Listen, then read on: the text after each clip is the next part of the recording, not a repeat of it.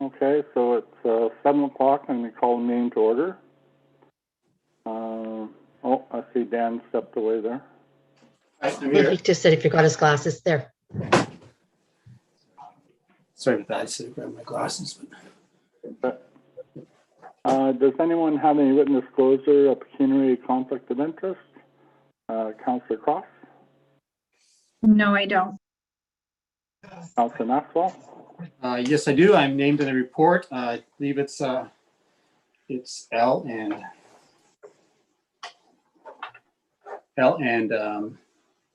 also N.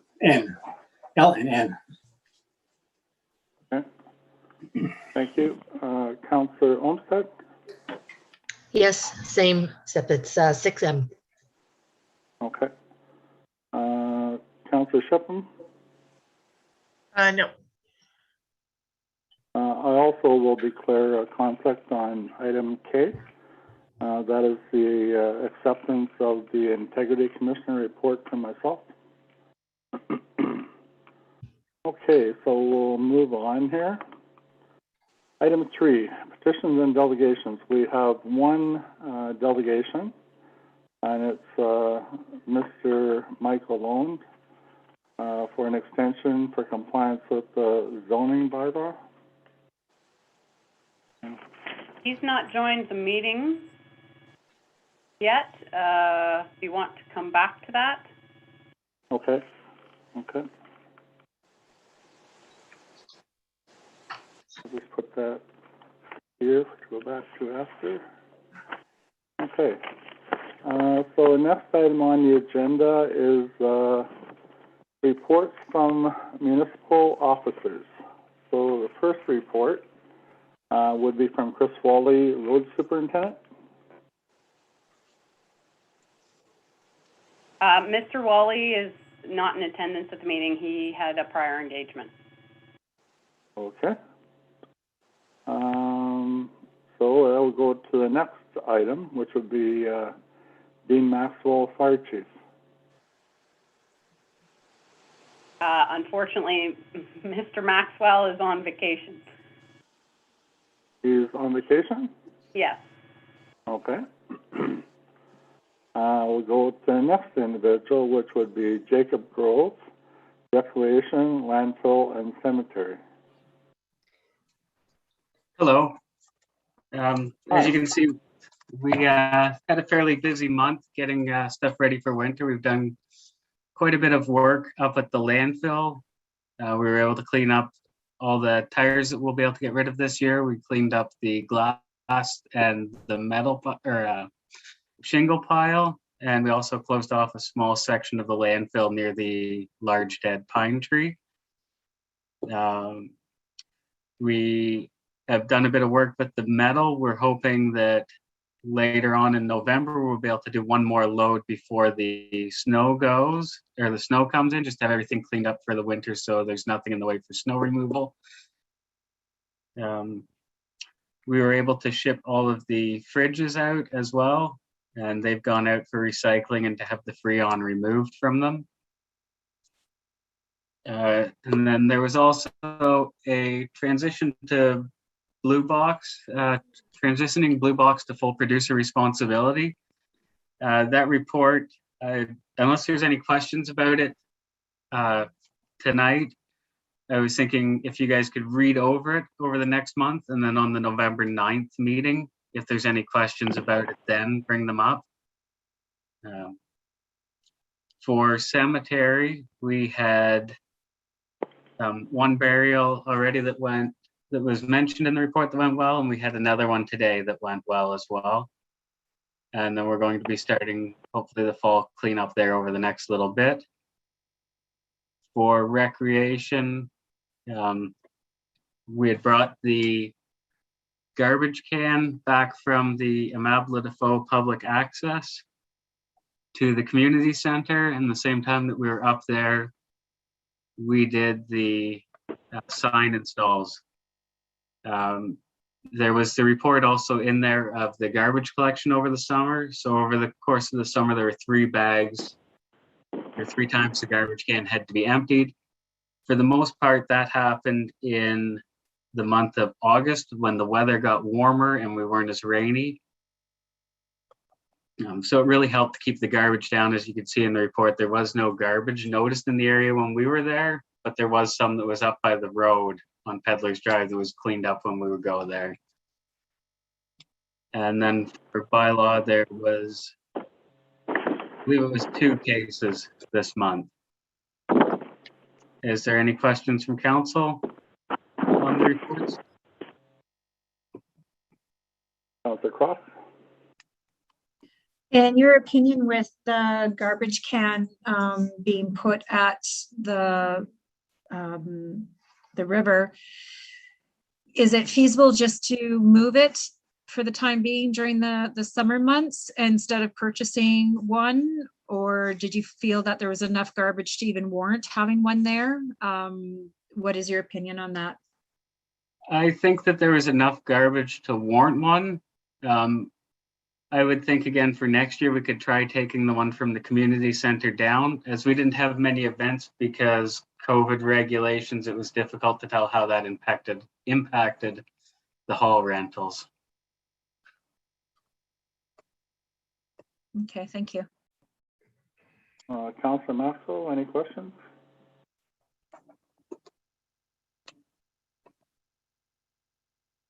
You're muted. I did have a question on the sign location at the swimming hole. I did send an email. I didn't get a response from that. I was just trying to check to see if it actually, perhaps it got lost. Just about the location of the signs, and perhaps that the 4 signs there, if they could be located on one post, which is more at the filling station, just so that it's not so many signs in a small area. It just seems like there's, I find it a little bit too crowded with all the signposts and the multiple signs. And I was just curious on how the other councillors thought about that. And if the idea is we were trying to make a park area there, so we were trying to keep it natural, the natural beauty, so that it could work through as well, could come through. I'd just like to know, I did send an email, but nobody responded to it. So I'm just curious what happened to that email.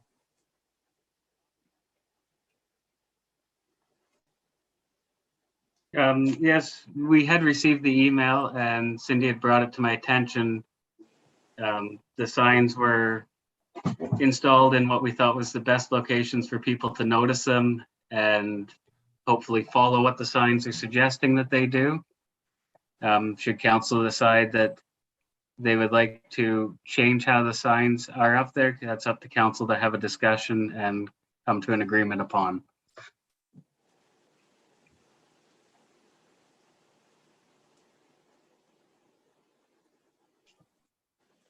Anything further, Councillor Maxwell? No, other than I just wanted to hear other councillors, how they thought the positioning signs are.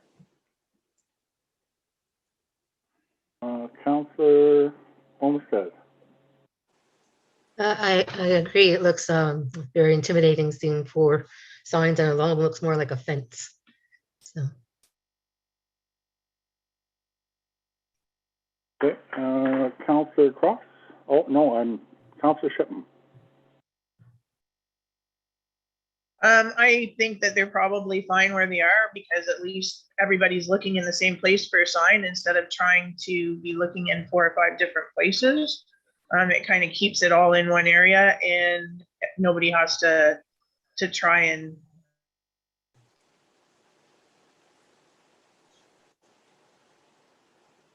oh, she's frozen. Christine might be gone.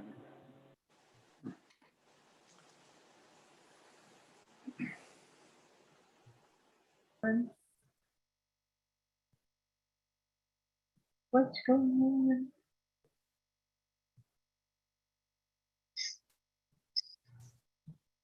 You're back. There you go. Yeah, I think they're fine where they are instead of everybody looking at 4 or 5 different places. Okay. I haven't seen the signs yet, so I can't really comment on it. I haven't been by that way. I think I did see Councillor Cross's hand up. I just haven't been down there since the beginning of August, so I don't, until I go and see, I don't want to really state an opinion. Okay. So maybe we can make a conscious effort to drive by there, take a look, and so we can talk about it at a future meeting. Okay? Is that okay with you, Councillor Maxwell? Yes, thank you, Mayor Panel. Okay. Next item on the agenda would be a report from Shane Conrad, our Chief Building Official.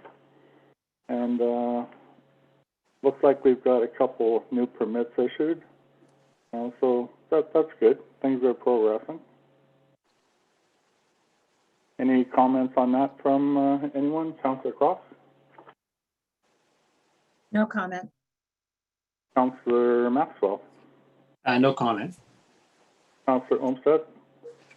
No, it looks good, thank you. And Councillor Shipman? No comment. Okay, thank you. We'll move down the agenda to item number 5, reports from committees, and we don't have any this evening. Then after that, we have number 6, which is action letters. The first item under action letters, excuse me, is to adopt the minutes of the Tuesday, September 28th, 2021 council meeting. So I'm going to need a mover and a seconder for this. So Councillor Shipman, can you move this one, please? Yes, I can.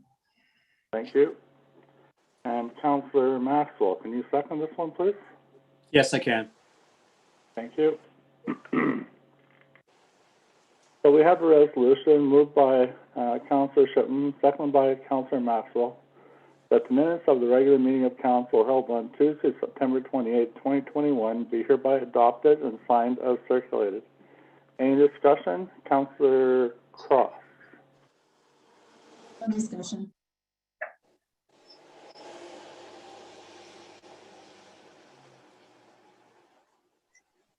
Councillor Cross? I said no discussion.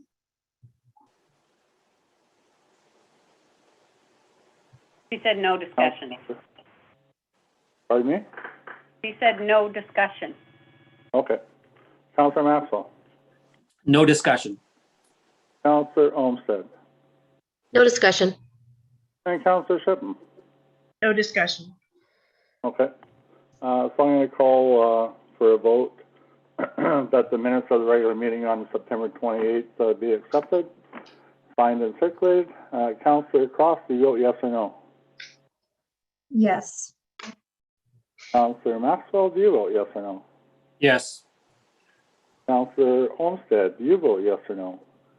Yes. And Councillor Shipman, do you vote yes or no? Yes. I vote yes as well. So this resolution is carried. Thank you. Next item on the agenda is to adopt the minutes of Tuesday, October the 5th, 2021 meeting of council. So I'll need a mover and a seconder for that as well. So Councillor Olmsted, can you move this one, please? I'm not sure if I could, because my name is on this one too. Okay. Councillor Cross, can you move this one, please? Yes, I can. And Councillor Maxwell, can you second it, please? Sure, yes, I can. Thank you. So, any discussion on this one? That's to adopt the special meeting of council report from October the 5th, 2021, the meeting. Councillor Cross? No discussion. Counselor Maxwell, No discussion. Counselor Olmsted, No discussion. and Counselor Shipman. No discussion. Okay, so I'm going to call for a vote that the minutes of the special meeting on October 5th be adopted and signed and circulated. Counselor Cross, you vote yes or no? Yes. Counselor Maxwell, Yes. Counselor Olmsted, Yes. and Counselor Shipman. Yes.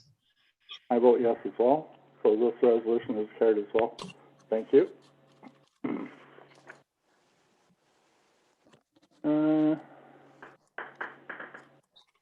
Next item on the agenda is Cass Home, Home for the Age.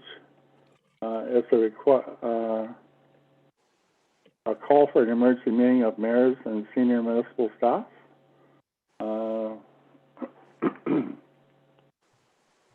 So there's a resolution I'll need a mover and a seconder for. So Councillor Olmsted, can you move this one, please? Yes, I can. And Councillor Cross, can you second this one, please? Yes, I can. Thank you. Okay, so I have a resolution moved by Councillor Olmsted, seconded by Councillor Cross. Whereas the Corporation Municipality of Calvin is a partner in the Castle Home Long-Term Care Facility, and whereas the partners to Castle Home have been attempting to undertake a redevelopment project, and whereas there have been several resignations from the Board of Management recently, and whereas these resignations may indicate significant issues between the Board of Management, the management of the Castle Home, and the partner municipalities, therefore be it resolved that the Council of the Municipality of Calvin requests an urgent meeting of the mayors and CAO clerk treasurers of the partner municipalities to discuss the issues and opportunities to move forward. And further be resolved that this meeting of the mayors and CAO/clerk/treasurers of the partner member municipalities to the Board of Management be held in the absence of the appointed members of the Board of Management or of the management of the Castle Home to allow for a candid conversations related to the direction of management and the municipal appointees to the board. Any discussion on this, Councillor Cross? I'm in full agreement to this. I think the sooner the better. There are a lot of issues here. I don't know how much we can discuss about which issues there are, or if we're just deciding to go ahead with asking for the meeting. I think there's some really important things that need to be headlined in a lot of this. I'm not sure how much you want to talk about the issues that's going on with Castle Home. It's basically that we have this meeting. That's what the resolution's for. So would we have Councillor- a further discussion with the councillors with you, Mr. Mayor, about what things we would like to make sure is brought up? Okay, I'm going to say that there's a meeting tomorrow, okay, at 4 o'clock in the afternoon, that the mayors and CAOs, clerk treasurers are going to be having. And we don't have that on the agenda tonight.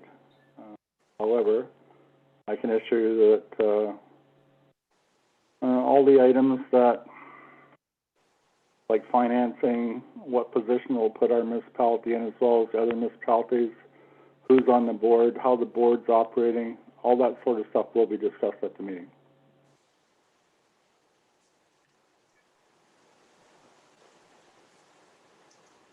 Anything Could we further, send you an Councillor email? Could we send you an email on maybe additional things that we would maybe think as councillors that should be discussed as well?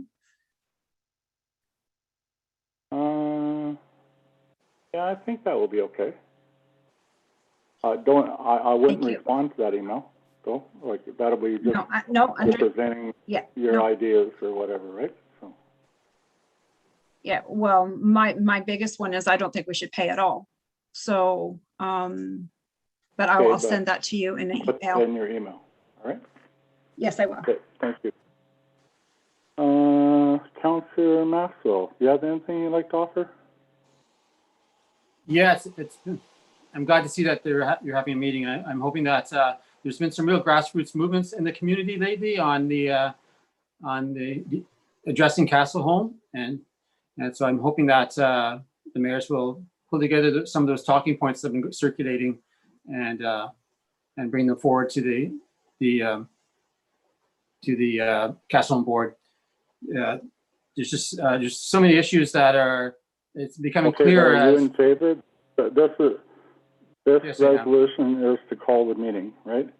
Mhm. It's not what's going on in the municipality. Basically, you're approving us to have a meeting with the mayors and CAOs to discuss Castle Home. Yes, of course I'm for it. Okay, thank I have you. nothing else to add. Pardon me? I have nothing else to comment on. Okay. Thank you. Okay, thank you. Councillor Olmsted? I'm in favor of it. Yes, thank you. Thank you. And Councillor Shipham? Absolutely. Okay, thank you. So I'm going to call for a vote on this resolution that we proceed with this meeting. Okay, so Councillor Cross, do you vote yes or no? Yes. Councillor Maxwell, do you vote yes or no? Yes. Councillor Shipham? Yes. Councillor Olmsted? Yes. And I vote yes as well. So this resolution is also carried. Thank you.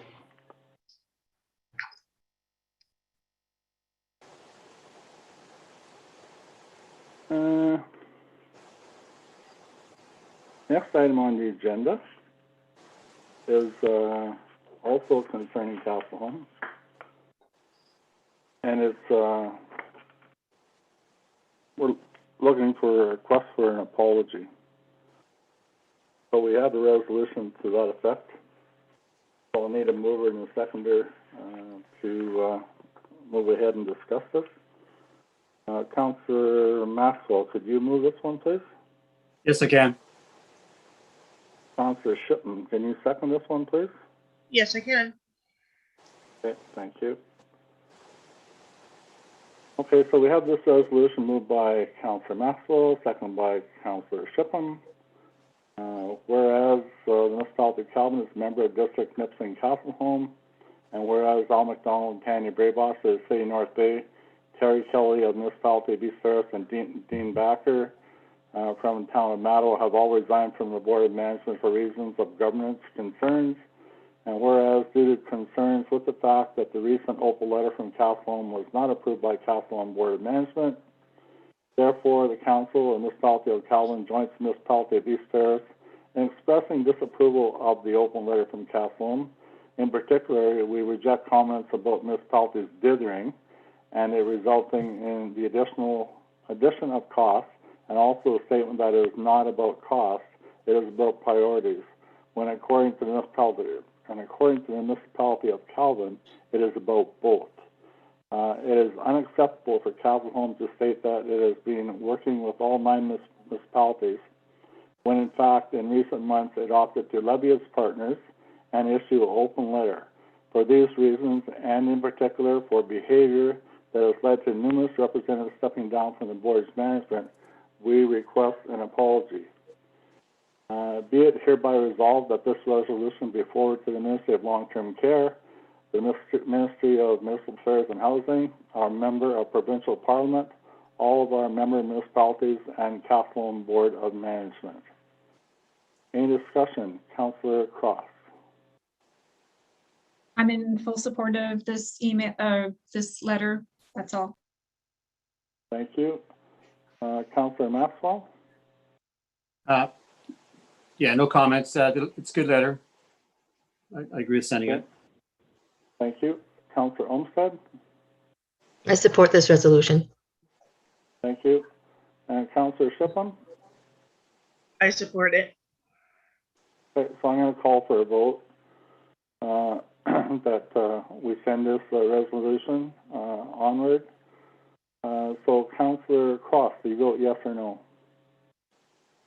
Yes. Councillor Maxwell? Yes. Councillor Olmsted? Yes. And Councillor Shiplin? Yes. I vote yes as well. So this resolution is also carried.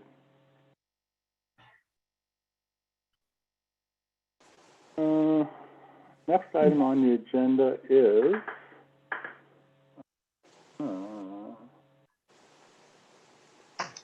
E. It's a request to remove the council approval report from the agenda. So I'll need a mover and a seconder before we can discuss this. Councillor Olmsted, can you move this one? Yes, I can. Thank you. And Councillor Cross, can you second this one? Yes, I can. Okay, thank you. So we have this resolution moved by Councillor Olmsted, seconded by Councillor Cross. It says, whereas Council approves an annual budget and all expenditures should be included within this budget for the year. And whereas if an expenditure is not included in the budget, the procurement bylaw should be followed, as well as Council should be made aware of authorization provided depending on the circumstances of the purchase. Therefore, be it resolved that the Council of the Corporation of the Municipality of Calvin would like to remove item number 10, a council approval report from the meeting agenda from this date forward, and hereby request the clerk treasurer proceed with the necessary steps to amend the procedural bylaw to have item 10, a council approval report, removed from the meeting agenda. Okay, any discussion? Councillor Cross. I'd support this letter, or this resolution, sorry. Councillor Maxwell? I'd like us to think seriously about this one and really think about the implications of what this means, not having access to the information that's in this report. I sincerely, since I respect staff and I trust them in managing the finances and of the township, but to me, it's very important information to see what money is coming and going, and it just gives me a view of how the money's being spent, and it gives us a chance to see things that we may not see a trend developing of a certain expense. Or I know we do the budget, but it's also for us to look after the budget. And part of seeing these reports gives us the opportunity to see how our budget is unfolding. One of the most important parts of our job is to manage the finances, and I think it's really important that we have information that we can follow up on what we've done in the budget. And I just like to keep this information in the reports. This report in the package.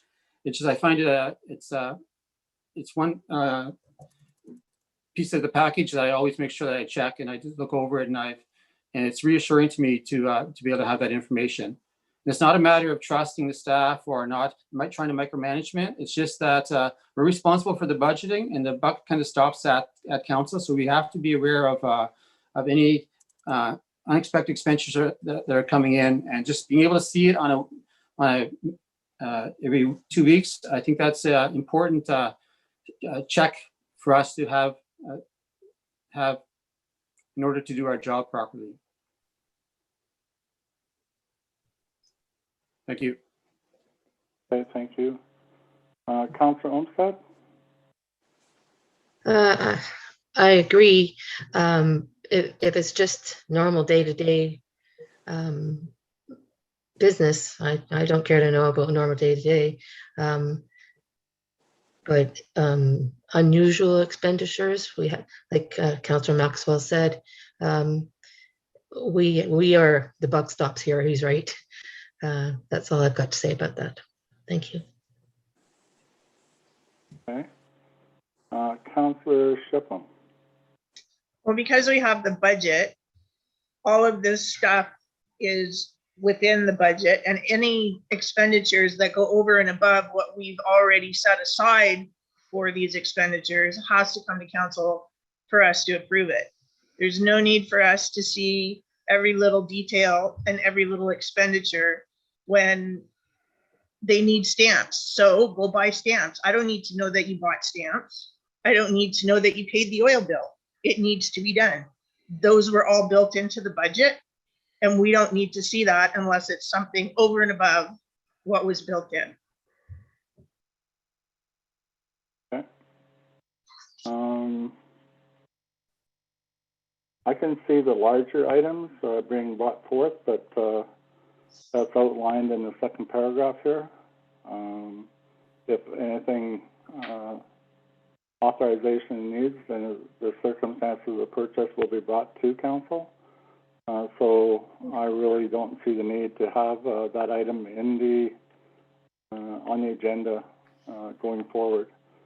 As long as if there's something out of the ordinary, and that would come to council for approval. So I'm going to call for a vote on this resolution to proceed with removing item number 10 from the agenda. Councillor Cross, do you vote yes or no? Yes. Councillor Maxwell, do you vote yes or no?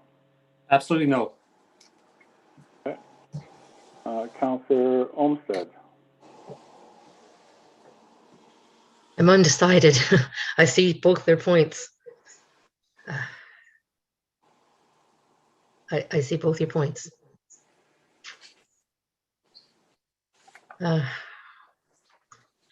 I'll say yes. Councillor Shipham, Yes. okay, and I'll vote yes as well. So this resolution is carried. Thank you very much.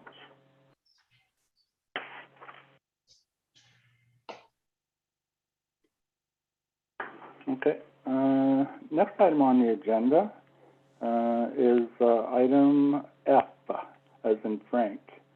And it's a request for release of financial information policy. It's my understanding that we do not have such a policy right now. So we have a resolution in front of us to discuss this. So I'll need a mover and a seconder for this one. Councillor Maxwell, can you move this one? Yes, I can. Thank you. And Councillor Shipham, can you second this one, please? Yes, I can. Thank you. So we have this resolution moved by Councillor Maxwell and seconded by Councillor Shipham. Whereas on a quarterly basis, a trial balance is provided to members of the council and included in the council package for members of the public. So that's every 3 months. And whereas requests for financial information come from the community are commonly received. And whereas the municipality currently does not have a policy on what type of That's financial because Dean asked for how much the Hello? integrity commissioner cost. Hello?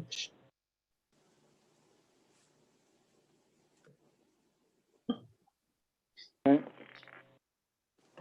I'll continue. Where was I here? Whereas the municipality currently does not have a policy on what type of financial information can be provided to the public. Therefore, be it resolved that the Council of the Corporation and Municipality of Calvin would like the Clerk Treasurer to research what type of financial information can be released to the public and potentially develop a policy to include this information. So I'm going to call for discussion on this. Councillor Cross.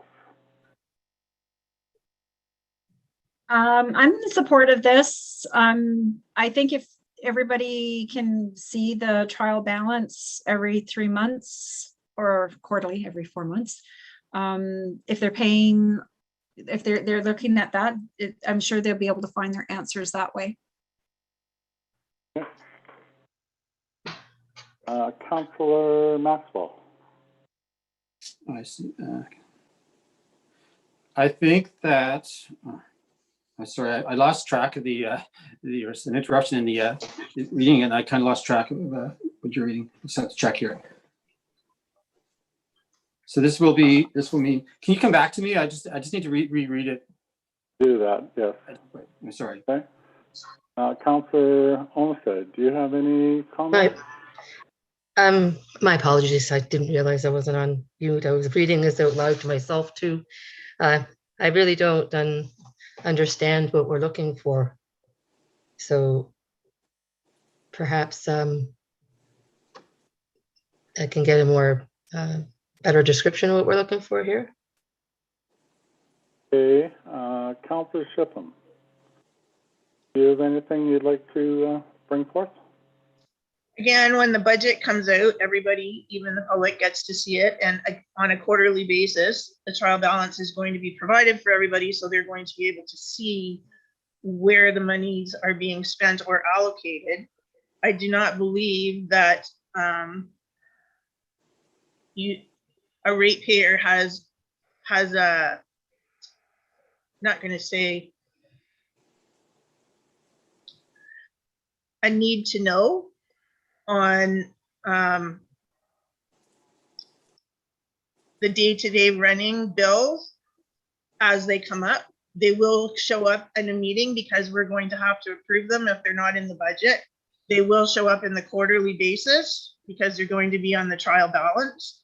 But there's no other business willingly says, oh, sure, here you go. This is what we're spending our money on. And I don't believe that as the business of the township, that we have a need to do that for any of our ratepayers either. Okay. Councillor Maxwell, are you ready? Sure. Yes. Yes. This is to develop a policy on that, right?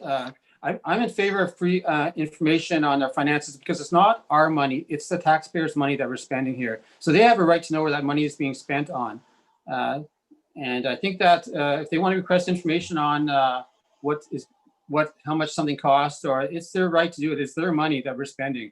We have to remember that it's not our money. They have the right to access to this. I was curious. So in these two resolutions, it says Councillor Shipham is leading these ones. What does that mean? Or her name is on the both last two resolutions. Are these brought forward? Councillor Shipham has brought this resolution forward. That's all it means.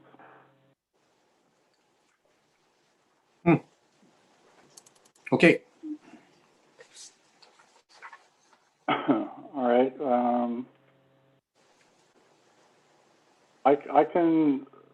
It's not just, I don't believe it's just members of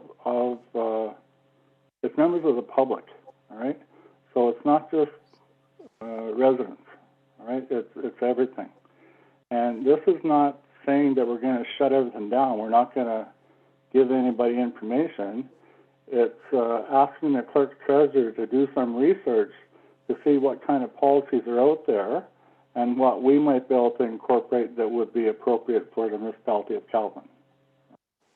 So what this resolution is asking for is for the clerk treasurer to do some research to find out what other municipalities have and maybe what we should adopt to keep abreast of times.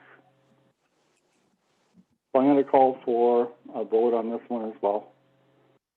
Councillor Cross, do you vote to accept this resolution for the clerk treasurer to do some research to find out what financial information could be released and potentially develop a policy? Yes, I do. Councillor Maxwell.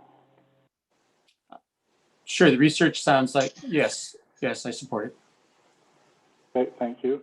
Councillor Olmsted? Yes, I'd like to know. Okay. And Councillor Shipham? Yes.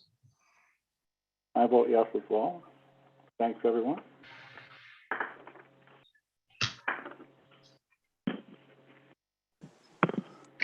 Okay, next item on the agenda is G. And and it is the appointment of the Community Emergency Management Coordinator. So at our last, what reading are we on here? Third reading? Third reading. Yeah. Okay, so at our last meeting, we went through the first two readings. So I'll need a mover and a seconder to proceed with the third reading. Councillor Maxwell, can you move this one, please? Yes, I can. Thank you. And Councillor Shipman, can you second this one, please? Yes, I can. Okay, thank you. So for the third reading of this bylaw, moved by Councillor Maxwell, seconded by Councillor Shipman. And this is a bylaw to appoint joint community emergency management coordinators and their alternates for the Corporation of Municipality of Calvin and for the Corporation of the Township of Papineau-Cameron. As reported by Committee of the Whole and read a third time, passed the number 2021-026, and that the said bylaw be signed by the mayor and clerk, sealed with the seal of the corporation, and be engrossed in the bylaw book. Any discussion, Councillor Cross? No discussion. Councillor Maxwell? No discussion. Councillor Olmsted? No discussion. And Councillor Shipham? No discussion. Okay, so I'm going to call for a vote on the third reading. Councillor Cross, do you vote yes or no on the third reading? Yes. Councillor Maxwell, do you vote yes or no on the third reading? Yes. Councillor Olmsted, do you vote yes or no? Yes. And Councillor Shipham? Yes. And I vote yes as well. So third reading is hereby carried. Thank you.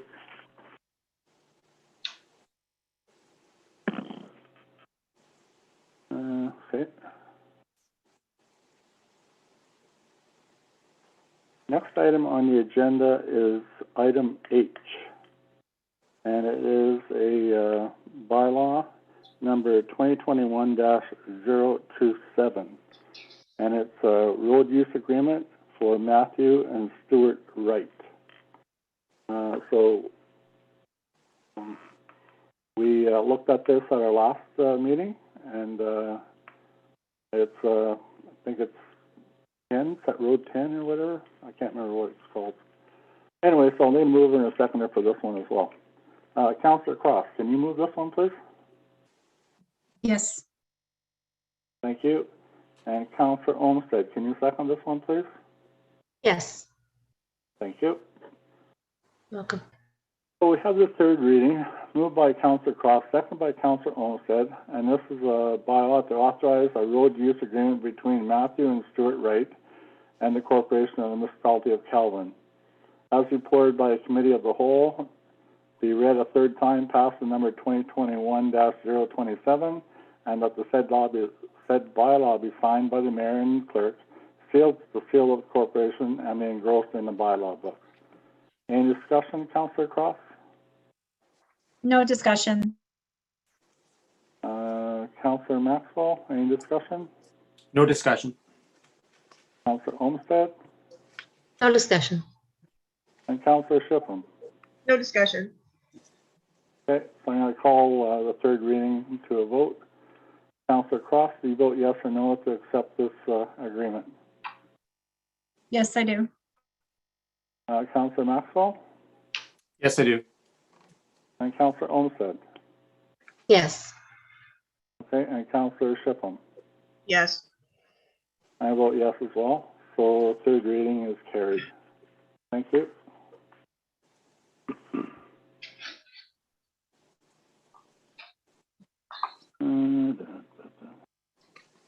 So the next item on the agenda is bylaw 2021-029. It is a road use agreement with Christopher and Lori Boyle. Okay.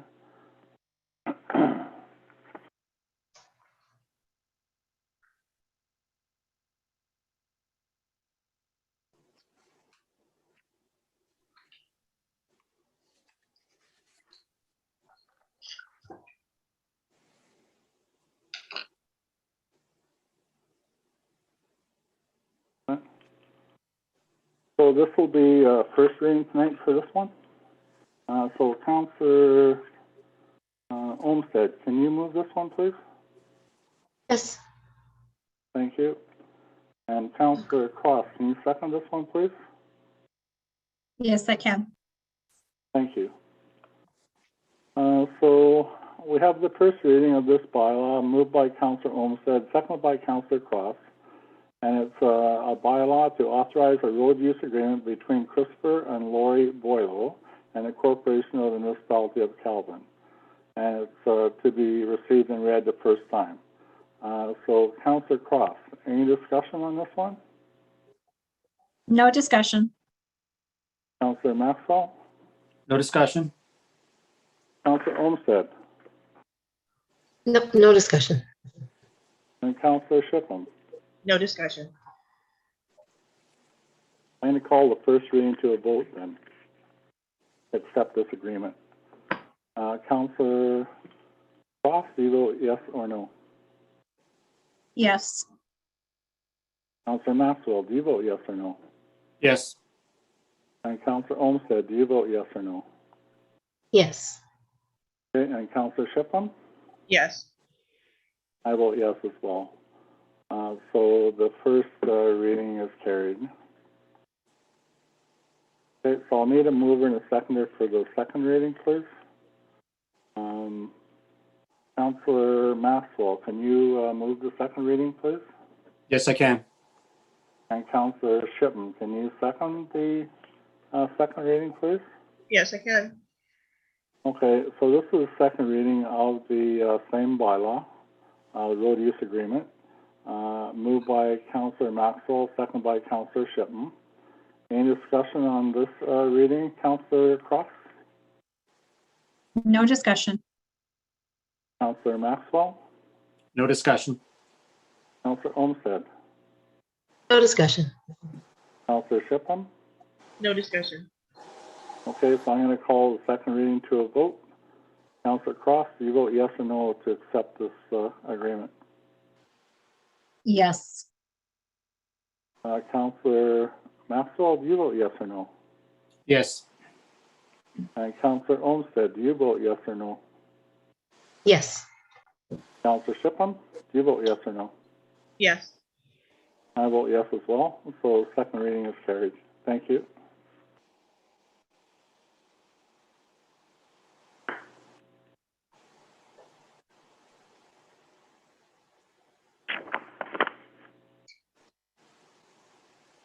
So the next item on the agenda is item J.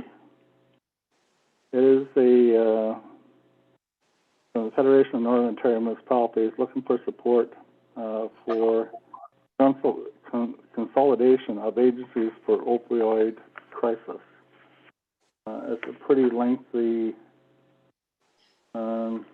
resolution, but I'll go for it. So I'll need a mover and a seconder. Councillor Shipham, can you move this one? Yes, I can. Thank you. And Councillor Maxwell, can you second this one, please? Yes. Thank you. So we have this resolution moved by Councillor Shipham, seconded by Councillor Maxwell.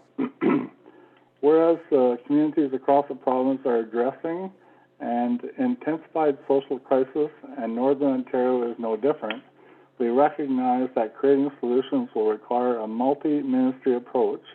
But if there are lessons to be learned from this pandemic, what were once cracks in the healthcare foundation, there are now large gaps forming, especially around mental health, addictions, and homelessness.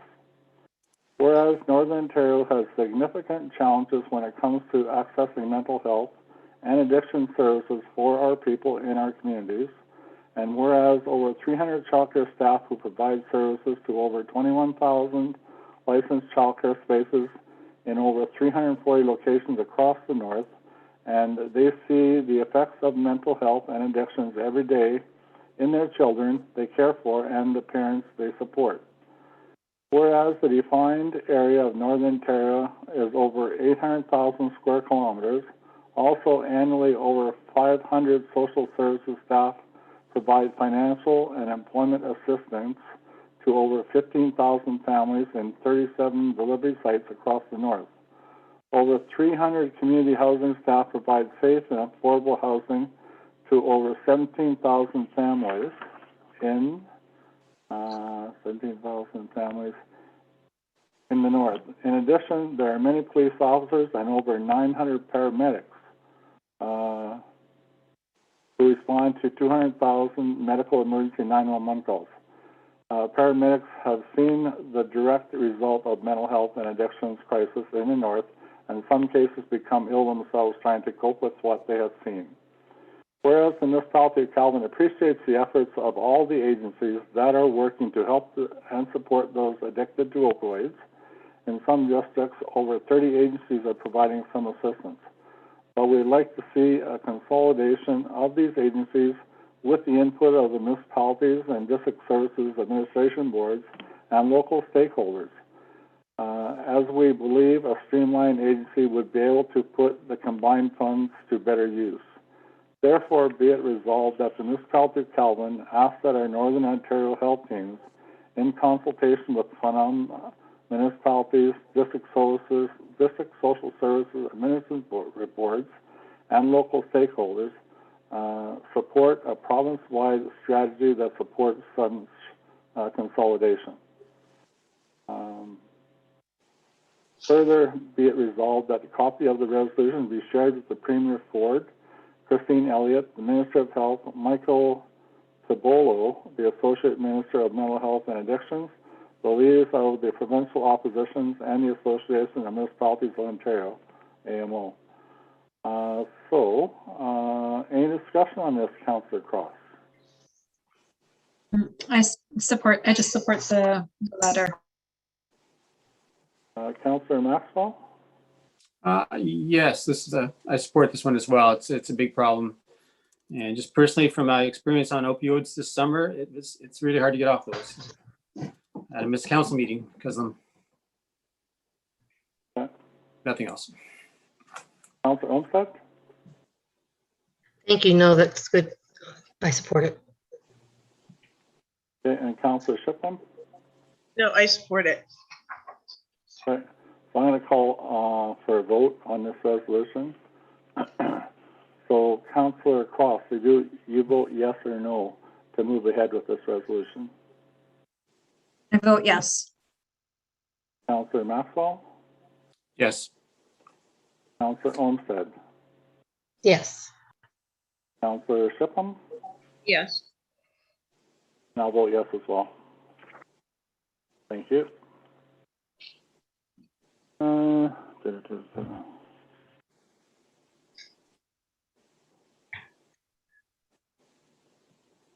Okay, so next item on the agenda is an item that I declared a conflict on. So I'm going to ask our Deputy Mayor Sandy DeCross to take over the meeting at this point until item K is completed, at which point I'll bring it back to me. I will remain silent and not participate in any votes. Can you go ahead, Deputy Mayor? Thank you, Mr. Mayor. We have a resolution in front of us dated October 12th, 2021. The following report, item A below, has been presented to Council at the October 5th, 2021 Special Council meeting by E4M Solutions. A officer of the Integrity Commissioner, inquiry report, decision, allegation, contravention of the municipality of Calvin's Code of Conduct by Mayor Ian Pennell. Now be it therefore resolved that Council hereby accepts the report as presented. I need a mover first. I should have done that first. Councillor Shipman, can you move this? I can. Councillor Maxwell, can you move this? Yes, I can. Any discussion? Councillor Shipman? No discussion. Okay, there is no discussion on this, is there? So I'll just go forward and say we will vote. Councillor Maxwell, do you accept this report? Yes or no? Yes. Counselor Olmsted? Yes or no? Yes. Counselor Shipman? Yes, Yes or no? yes. And I will vote yes as well. So I will hand this meeting back over to Mayor Pennell. Thank you, Deputy Mayor Cross. Okay, so next item on the agenda is item L, and it's to accept the Integrity Commission report for Councillor Dan Maxwell. So I'll need a mover and a seconder for this one. So Councillor Olmsted, can you move this one, please? Yes. Thank you. And Councillor Cross, can you second this one, please? Yes, I can. Okay. So we have this resolution moved by Councillor Olmsted, seconded by Councillor Cross, that the following report, item A, has been presented to Council at the October 5th, 2021 Special Council meeting by A4M Solutions. A, Office of the Integrity Commissioner, Integrity Inquiry Report Decision, Allegation, Contravention to the Municipality of Calvin Code of Conduct by Councillor Daniel Maxwell. Now be it resolved that the Council hereby accepts this report as presented.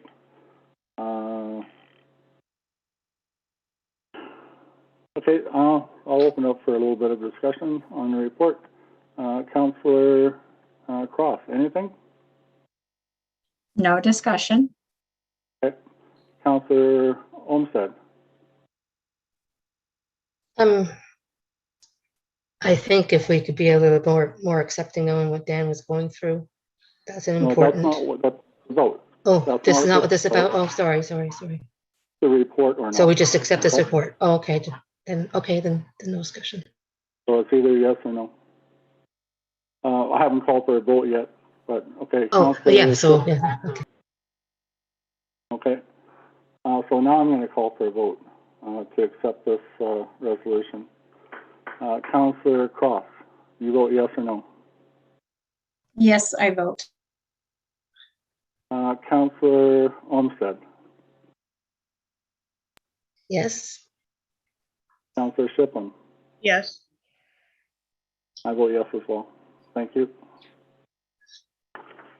Next item on the agenda is item M, as in Mary. I'll need a mover and a seconder for this as well. So Councillor Maxwell, can you move this one, please? Yes, I can. Thank you. And Councillor Shipman, can you second it, please? yes, I can. Okay, thank you. So we have this resolution moved by Councillor Maxwell, seconded by Councillor Shipman, that the following report, item A, below has been presented to Council at the October 5th, 2021 Special Council meeting by E4M Solutions. A, Office of the Integrity Commissioner, Inquiry Report Decision, Allegation, Contravention for the Municipality of Calvin Code of Conduct by Councillor Heather Olmsted. Now be it resolved that the Council hereby accepts this report as presented. Are you in favor of accepting this report? Councillor Cross? Yes. Councillor Maxwell? Yes. Councillor Shipman? Yes, I am as well, so thank you all. All right. Next item on the agenda. Okay. Mayor Pennell, Yes. do you mind if we just take a 5-minute break? I just would like to call Mr. Lalonde to see if he's going to be joining us. Oh, okay. Okay. Is that okay with everyone? Councillor Cross?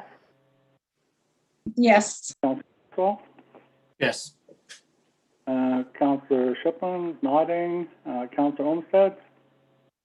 yes. Okay. So it's, let's go to 8:05, okay? We'll come back at 8:05. Is that enough time, Cindy? Should be yes, thank you. Okay, thank you.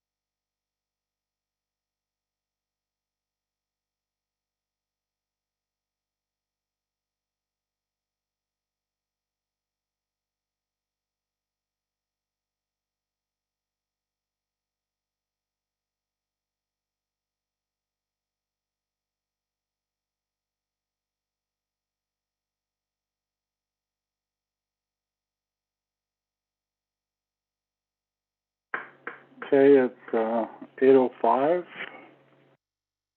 Check and see if everybody's back. I see Cindy, Heather, Sandy, Christine. There's Councillor Maxwell. Okay.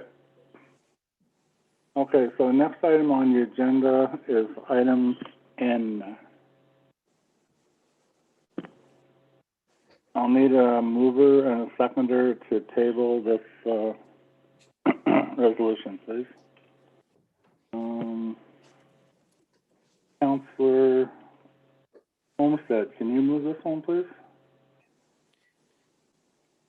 Yes, I can. Thank you. I declare a conflict of interest. I'll declare a conflict of interest and I'll be leaving. I'll just go on mute. Yeah, okay, thanks.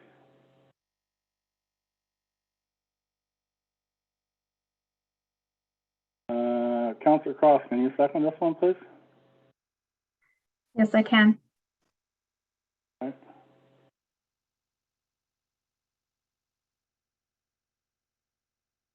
Okay.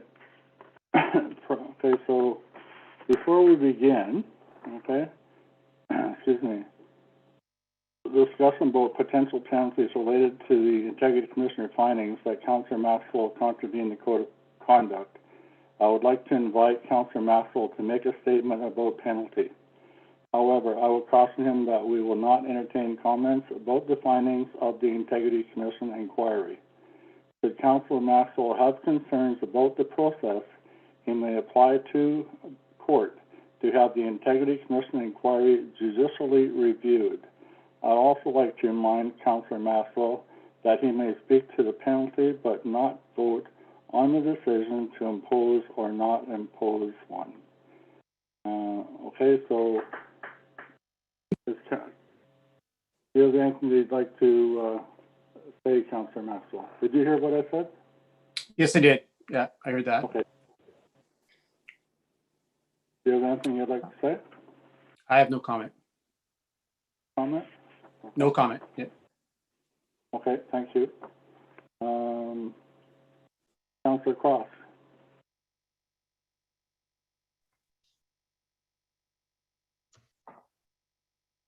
Did Councillor Cross make it back? Yes. Yes, I'm here. Um, so this is where we talk about okay. This always makes me feel uncomfortable. This complaint is very, yeah, it isn't about hurt feelings or nonsense. This is about a repeated breach of the Code of Conduct. Staff and council have been fractured because of comments that have been disparaging and disrespectful for the past 3 years made by Councillor Maxwell.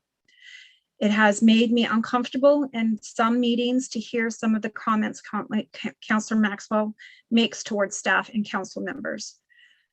A good formal apology states the action of what you did, and then a corrective statement is of a sincere apology.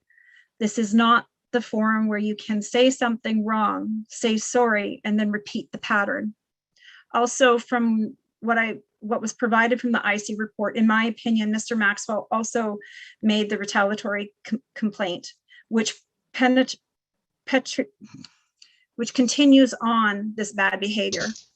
These types of complaints are a waste of money of taxpayers, money that is our money because we all pay taxes, even as councillors. I would like this negativity to stop. Thank you. Councillor Homestead, do you have anything you'd like to say? I find Councillor Maxwell to be very passionate about his job. And he's very approachable. He was struggling, and he has been very vocal about that. And we have to remember that we're all human and we're all trying to do better. And moving forward, can we just move better? Be better people. That's it. anything further, Council Olmsted? I find some people were hurt and probably maybe was a little bit retaliatory what he did, but he was upset. These allegations are very upsetting and they're inflated at times, and that's my opinion. Okay, thank you. Councillor Shippen. Being on the receiving end of a couple of Councillor Maxwell's comments and hearing other comments made towards the mayor and the Kelvin Women's Association, I don't believe that Councillor Maxwell can control his behavior. When he does apologize, he doesn't acknowledge what he's done wrong, only that his comments offended or belittled someone, and he does not name who he is apologizing to. His lack of support for decisions made by the council does not support the township and continues to cause a division in the township. Yeah, that's all I have.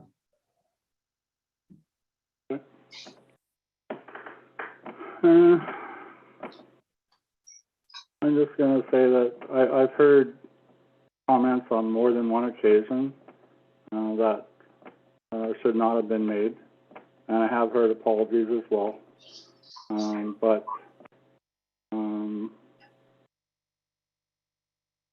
even after the first apology, the second incident occurred. So I don't know what to say. It doesn't seem like there's a lesson learned there. But anyway, so we have to determine tonight what a resolution is going to be. About consequences for Councillor Maxwell. So there were some options at the bottom of the resolution.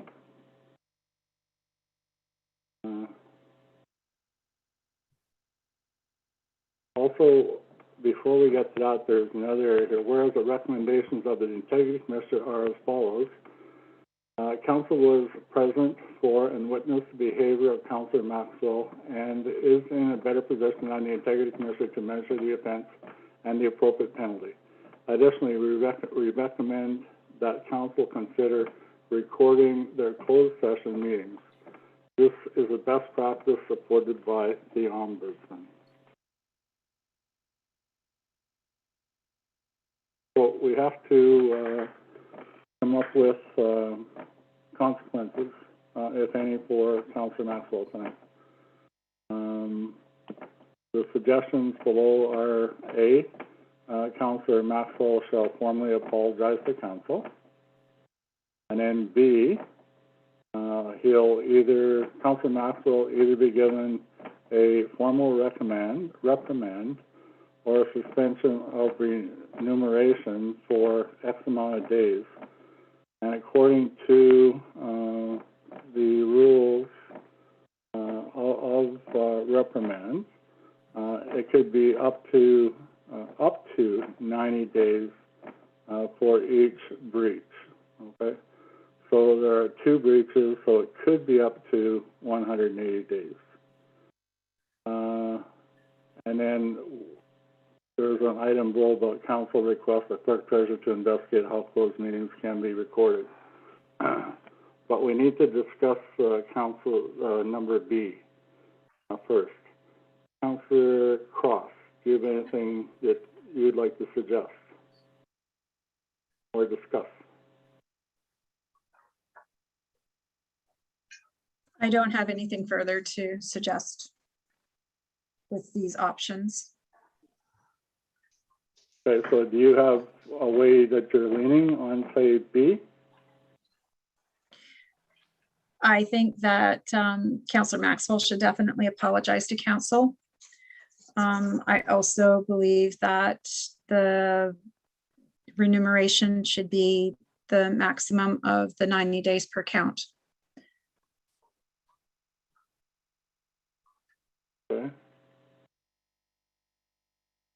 And for Olmsted, do you have anything you'd like to suggest or offer or state your opinion I on? think I think Councillor Maxwell learned from this experience. It's very torturous, and I think an apology to council is sufficient. So you're in favor of A then, Yes, I am. and nothing for B? Nothing. Councillor Shipham. Well, I believe that he should formally apologize to council. And I also believe that he should be given a suspension of remuneration for the full 90 days for each breach. How many breaches did you say that there were? Is there I not believe three? I think there's two. I thought there was three. There's three? I thought so. Section 7.2 of the Code of Conduct and section 6.1 and 6.2 of the Code of Conduct.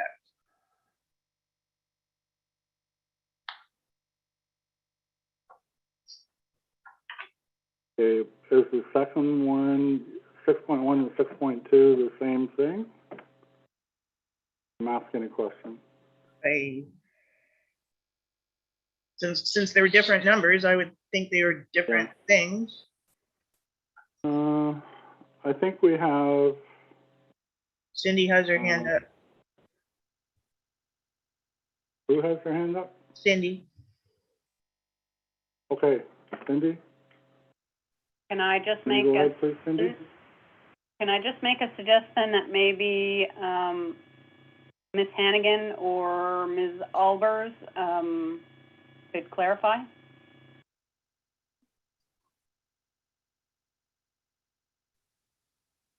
Sorry, I'd be glad to try to assist here. 6.1 and 6.2 are slightly different. It's up to council to decide in the end exactly the number of breaches that they would like to penalize. So the other number was, I've just got the code here in front of me. What was the other number that was mentioned? 7.2. Yeah, 7.2, right. So a member shall not use indecent, abusive, or insulting words. So that's the definite with respecting others. And then the other is basically conducting himself properly in a civil, respectful manner at meetings. So they are very similar. And 6.2 is members will respect a decision-making process, which is the other aspect of what you were referring to as far as council decisions and believe- supporting yeah. them. I So believe that's 3 then. So in your opinion, would you say that's 2 or 3 incidents? are you asking me, Mr. Mayor? Yes. Oh. Well, again, I would say that they're very similar, 6.1 and 7.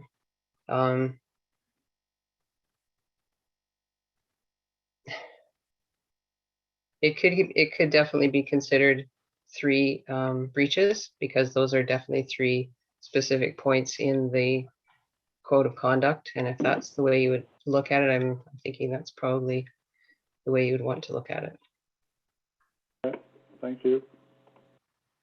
So it looks like you're correct, Councillor Shipham. 3 different incidents. So from what I understand then, you're looking for a formal apology and suspension of remuneration for a period of 270 days? Yeah. Yes. Okay. All right. Okay, so it looks like everyone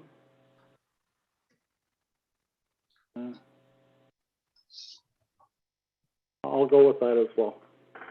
Of the formal apology to council and be given a suspension of remuneration for 270 days. And then on the item C, does that come outside of this resolution to request the clerk treasurer to investigate how closed meetings can be recorded, so that, we have a better, understanding and information of what things do happen in closed meetings. It wouldn't be that those meetings, the recordings wouldn't be open to the public. They would be still closed and confidential, but be able to go back at and look and listen to if required. And again, that is supported by the Ombudsman, that's suggesting that we do that. So would we do that outside of this resolution, or would that be part of this resolution?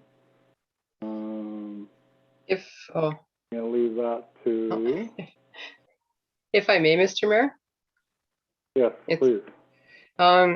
would you consider splitting this resolution into 3 parts and voting on it separately? I didn't hear that, sorry. Oh, so I was just saying this, the A, B, and C, to vote on them separately. Is that was your intention, was to Yeah. treat them as separate resolutions? Yes, Okay, basically. okay. Okay, so I'm going to call for a vote on A, and that's Councillor Maxwell would formally apologize to council. So, Councillor Cross, how do you vote on that? Yes. Councillor Olmsted, how would you vote on that? Yes. And Councillor Shipham, how would you vote on that? Yes. And I'll vote yes as well. So for item B, I'll let Cindy get ready here for that. B. And that's suspension of remuneration. So Councillor Maxwell will be given a suspension of remuneration for 270 days. Councillor Cross, how do you vote on that? Yes or no? Yes. Councillor Olmsted, how do you vote on that? Yes or no? No, I thought maximum was 3 months, which is 90 days. Okay. What do I know? So you vote nay No. then? No. Councillor Shipham, you vote yes or no? Yes. I'll vote yes as well. Okay, so this resolution is done.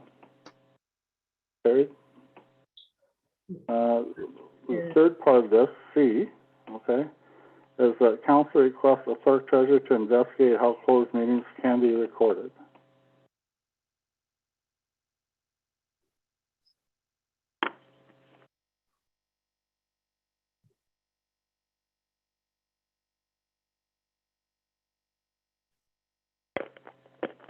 Councillor Cross, how would you vote on this? Yes or no? Yes.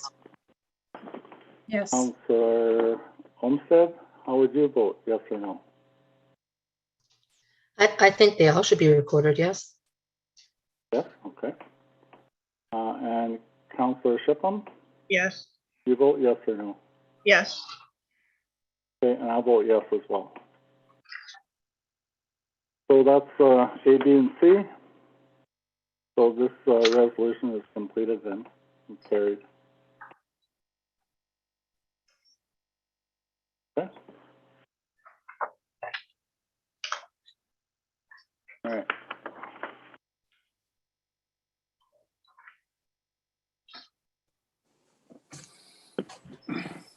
So we'll move on to the next item on the agenda, and that is item, where are we here? So that's me. Oh. So I'll excuse myself for the time being until you're ready to. Thank you. Can Councillor Maxwell come back? I'm back. Okay. Welcome back, sir. So, I'll need a mover and a seconder for this resolution to be tabled. So I'll need Councillor Cross. Can you move this one, please? Yes, I can. Yep. And Councillor Maxwell, can you second this one, please? Yes, I can. Yep. So before we get into any debates, okay, I'm going to basically read the same thing I read for Councillor Maxwell. And it's, so before we begin the discussion about potential penalties related to the Integrity Commissioner findings that Councillor Olmsted contravened the Code of Conduct, I would like to invite Councillor Olmsted to make a statement about the penalty. However, I will caution her that we will not entertain comments about the findings of the Integrity Commissioner inquiry. Should Councillor Olmsted have concerns about the process, she may apply to the court to have the Integrity Commissioner inquiry judicially reviewed. I would also like to remind her that she may speak to the penalty but not vote on the decision to impose or not to oppose a penalty. Okay? So, Councillor Olmsted, do you have anything you'd like to say?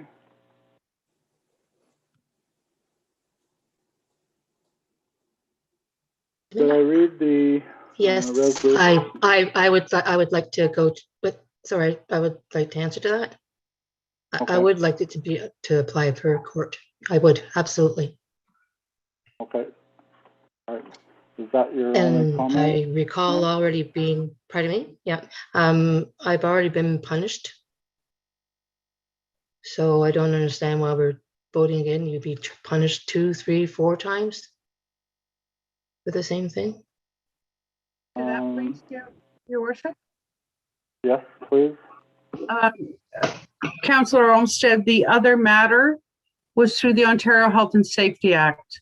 This is a code of conduct or conflict of interest through the Integrity Commissioner. The other matter was private and confidential and in a closed meeting. This is not relating to that matter. This is code of conduct that may relate to that matter, but it's an Integrity Commissioner issue. So they're two separate events or two separate investigations. I don't understand. It kind of all got wobbled in one. Well, I was only, because they relate to one another. I still don't understand.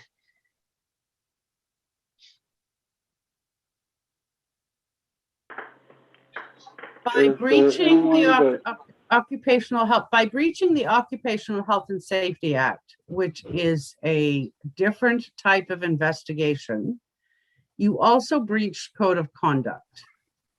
So that is two different aspects of the same thing. And there are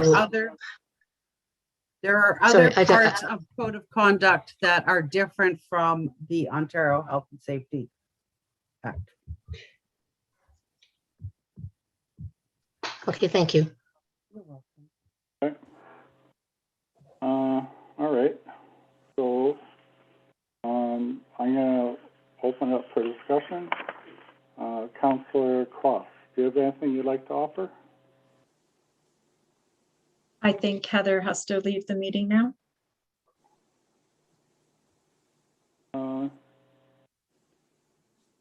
No, I don't think so. She declared a conflict, yes. Okay. Correct. We should, okay. All right. All This right, please proceed. IC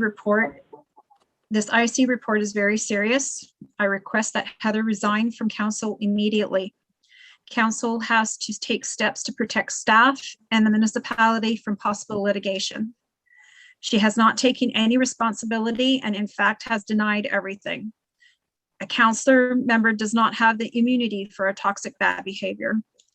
If this was a staff member who had done these serious breaches of the code of conduct, they would be terminated immediately. I have had multiple residents approach me about Heather's comments about council and myself, comments that have attacked my family and my integrity. I have chosen not to put forward a formal complaint on any of these issues because I was hoping that the formal training workshops put forward by E4M for council would alleviate these issues. We need to be focusing on the bigger issues. We need to be focusing on building up our township, not tearing it down with rumor, false accusations, or misleading statements, and the cost of these investigations. We need to be focusing on the betterment of Kelvin. That's all I have to say. Okay, thank you. Councillor Maxwell, do you have anything to offer? Sure. It's hard to speak on this issue because there's some confidentiality issues with the positions that the situation that she's being accused of. We've dealt with a lot of this on another date, and so it seems like it's a repeat. No, we haven't a dealt repeat with of the this one, same right? the same case. Councillor Maxwell? Well, if I We hear any more haven't about a dealt live with- trap, it's not. Councillor This live trap Maxwell, has cost us $20,000 now. Yes. we haven't dealt with this before, okay? This is a new thing tonight. Really? I sure feel the love in the room here. You know, we have to Me work too. together and we have to get along.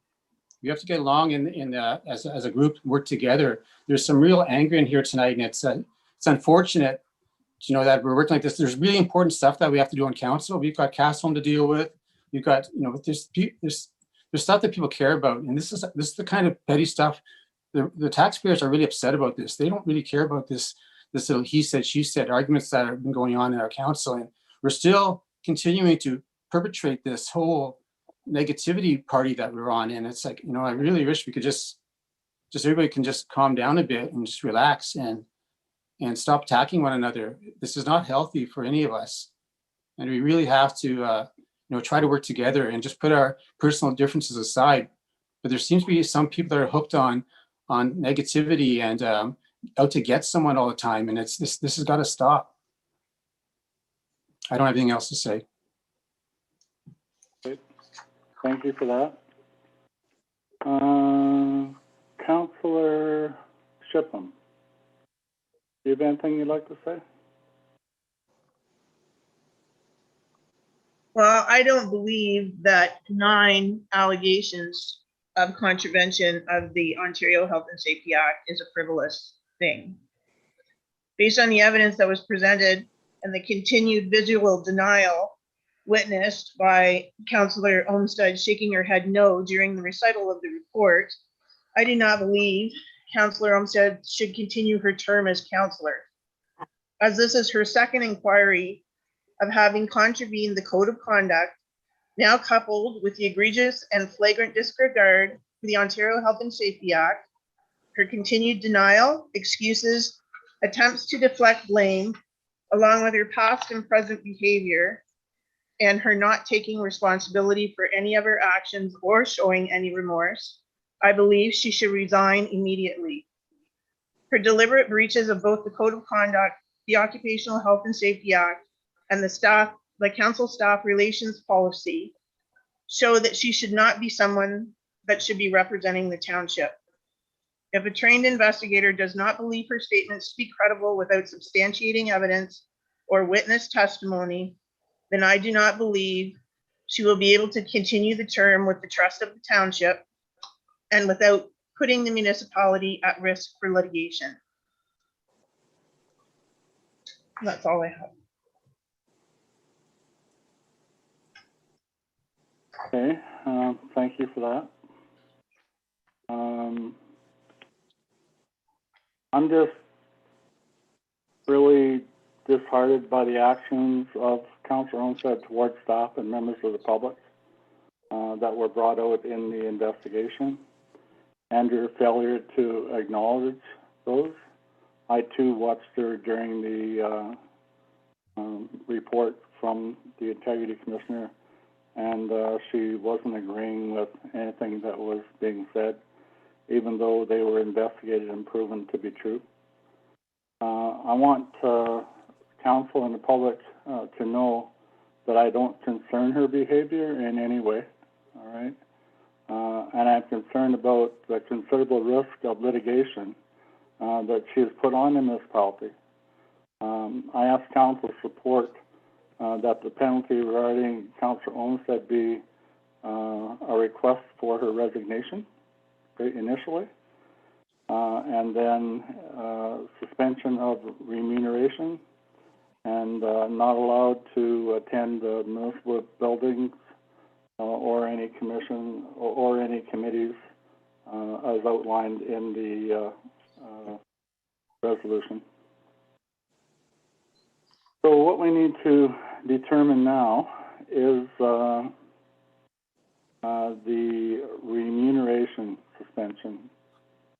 So I'm going to pass that on to Sandy first, and then I'll get input from everybody else. Okay? So Sandy, do you have anything that you'd like to say? I believe that if Heather does not resign immediately, that her remuneration should be given the full 90 days per count to try to recoup at least some of the costs of these investigations. That she does not come to the office without an escort, those other conditions that were put on because of the workplace harassment investigation. She needs to know the understanding of that as well, that it's not just not coming to council or paying her bills, it's for other functions as well, because she still may run into staff at those other functions. I also believe that this needs to be a recorded vote when we vote. I believe that we should do a media release as well. That's all I have to say. Media release of what, Councillor Cross? That if she does not resign, that we've asked these conditions to basically show that we're trying to protect our municipality for further litigation. Thank you. Councillor Maxwell, have anything you'd like to offer? Sure, I'll say a few things.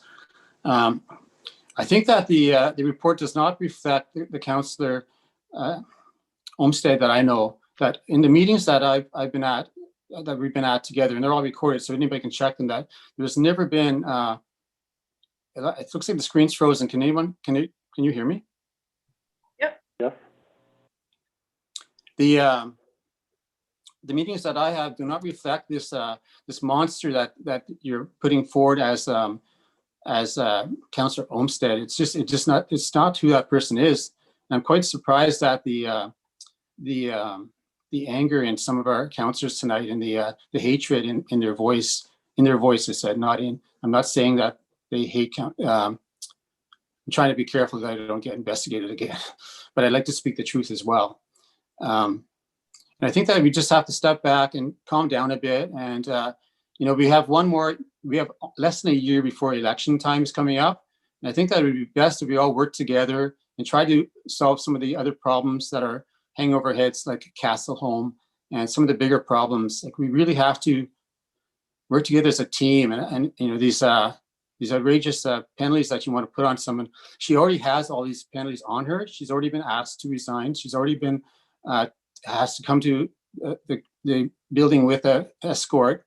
So all these things that you're suggesting, they're already put on her already because of a similar, very similar accusation that's been made against her already. So we're just going through, we're having a repeat of court here. And it's a bit of a kangaroo court, I'd have to say. And so do what you gotta do, but Councillor Maxwell, it's not a Yes, Mayor. kangaroo court. We're running this according to the rules. well, you're and like kids in the going off sandbox. on How a about tangent that? again, right? My apologies. You're Mr. being disrespectful Mayor Panel. towards us and running this council meeting. You're saying I'm running a kangaroo court. That's not appropriate. Do you think that's appropriate, No, I didn't say Councillor that. Maxwell? No, I didn't say that. Pardon me? No, I didn't say that. That's not what I meant by that. No, I did not. Yeah. That's not what I meant by that. I just meant to say that you're kind of being like kids in a sandbox. You know, you're not being like adults, and we have to be like adult in this situation. We all have to, put our big pants on and have our grown-up voices and be rational and calm and talk this through in a calm manner. I speak, Councillor Maxwell? Yes. Please. Who's Yes. this? Councillor Maxwell, it's Tammy with Hi, Tammy. EPRM. Hi. When I spoke to you early on the group and said, I would like to teach you how to all play in the sandbox, you were deeply offended by that. Yes. And I but have apparently it's watched okay. you, I have watched every YouTube council meeting, and I have watched you overspeak people. I have watched you insult people repeatedly, and you are a people pleaser unless it suits you. This is not the same as the workplace harassment, which was a confidential matter and should not be spoken of. This is a completely different, but when you workplace harass, you also break code of conduct. What I have watched 6, 7, 8 months worth of council meetings have been appalling. Thank you. That's all I want to say. And perhaps you should let others speak now. Thank you, Tammy. Councillor Shipham, do you have anything you'd like to offer?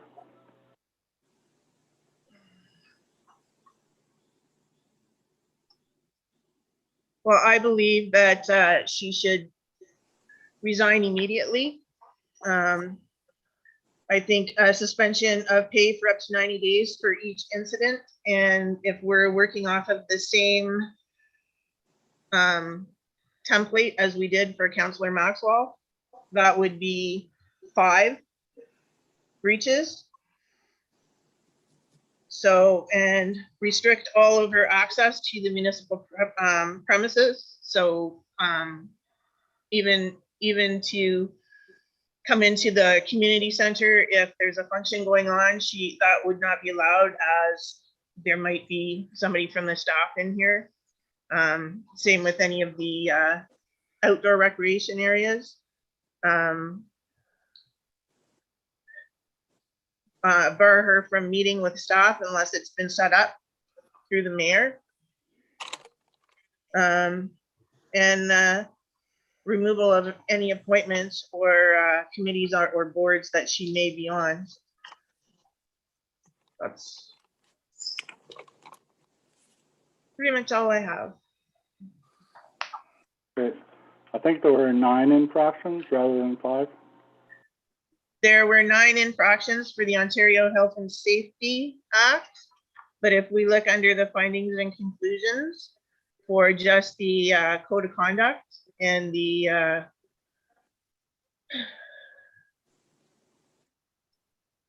the code of Mr. Mayor, this is Colleen, and I believe Christine or Councillor Shippen would be correct on that. If you look at the notice there, whereas the Integrity Commissioner found that 5. Councillor. All right. So at the bottom of this resolution, it seems that one of the recommendations is that we need to vote on is that we all, or the majority, agree that Councillor Councillor Olmsted has to resign immediately. Correct? And a call for a vote on that. Councillor Cross. Yes. And Councillor Maxwell. I have a bad internet connection. I'm only hearing half of the conversation tonight. But I think you said we're voting on what are we voting on exactly? On If resigning. Councillor Olmsted we should could- resign immediately. You vote yes or no? No. No? Okay, thank you. Councillor Shipham, do you vote yes or no? Yes. Okay, and I vote yes that she should resign immediately as well. Okay. Next item was that remuneration. So there were 5 instances of or breaches. I just want to mention that each breach can be penalized with removal of remuneration up to 90 days. All right. So I believe Councillor Cross said a maximum of remuneration loss. Am I correct in that, Councillor Cross? Yes, I did. And Councillor Shippen has stated 5. So I need to, so that's 5, okay? So 5 breaches. So are you, if we look at 90 days each, is that what you're looking at, Councillor Cross? Yes, I am. And Councillor Shippen? Yes. And I think you're probably in disagreement, Councillor Maxwell? I can speak for myself, but yes, I am. Okay. So 5 nines would be 450 days, right? So that goes into the I'm next gonna election. I'm going to call for a vote on that. Councillor Cross, you vote for remuneration to be removed for a total of 450 days. Yes, I do. Councillor Maxwell, do you vote yes or no to that loss of remuneration for 450 days. 450 days. So that would go past the end of our term, I guess. Did you want to say, or to the end of the term, or did you want to? Can we go into the next council term with the penalties? Is that allowed? Question. No, I'd have to ask that one. Either Tammy or Colleen, would you know that? Or would it terminate at the end of Councillor Olmsted's term? Or if she ran again and was reelected, would it still be valid in the next term of council? Would either of you know that? I would not know the answer to that at this point. Haven't been asked that question before, but we could certainly find out the answer and get back to you. Okay. Do you have any idea, Tammy? Expect it would be carrying on because it is, if she were councillor again in the next term, then she is still a councillor. So I think it would run through those days. But I agree with you, yeah. She's still a councillor. I may be wrong. I'm wrong quite often. Yeah, me too.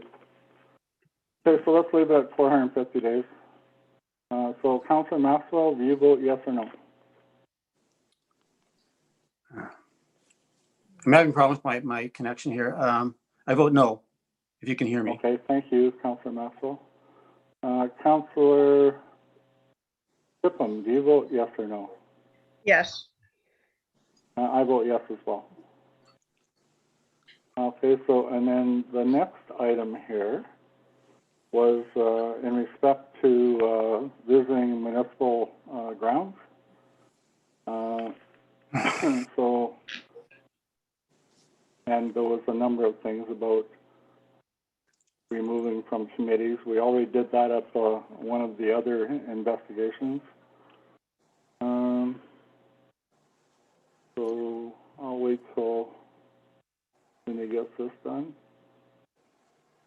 Okay, so this one here would be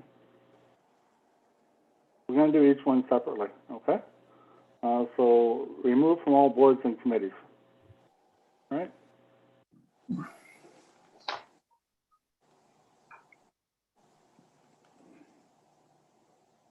Okay, you vote,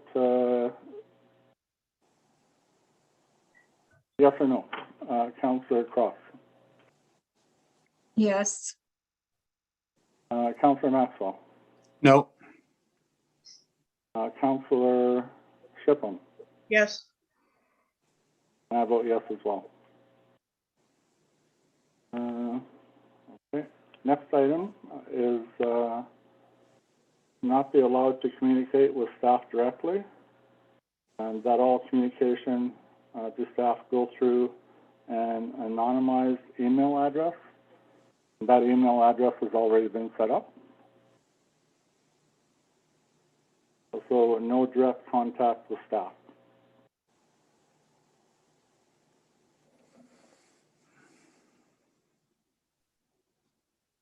Okay. So, Councillor Cross, you vote yes or no to that one?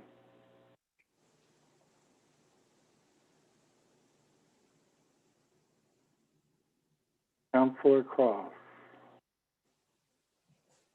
I said yes. I didn't hear you. That's why I asked again. Councillor That's Maxwell, okay. you vote yes or no? No. Okay, thank you. Councillor Shipham, you vote yes or no? Just to clarify, so this is no contact with our clerk either? They're going through she's going through a totally different email address? No. The clerk still had contact for some emails. Okay, to direct emails.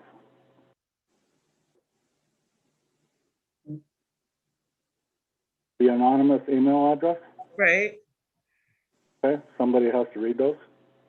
right. So And I then I if wasn't there's- sure if it was going to be the clerk or if it was going to be you. That's all I was trying Okay. to figure out here. Okay. Yes, If Councillor Olmsted was to come in to pick up something in the office, then someone would have to provide her with either the council package or a pay slip or whatever she's looking for, correct? yes, I guess so. Okay, so how do you vote on no direct contact with staff? Yes, I'll vote yes as well. So the next one kind of covers that one a little bit. It's not be allowed to attend municipal office or municipal work sites where staff may be, except to retrieve council mail and packages, make bill payments, and attend council meetings or otherwise fulfill her statutory duties.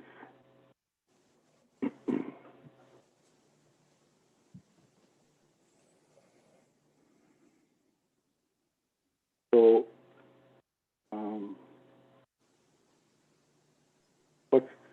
I'll wait till Cindy gets that written out.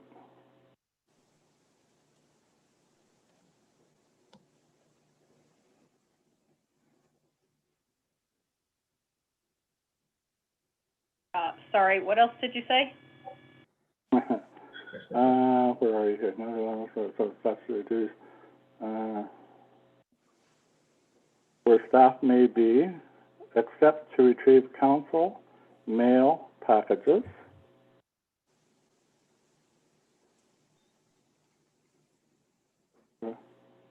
Or to retrieve council, yeah, pick up, okay. Mail, packages. Make bill payments.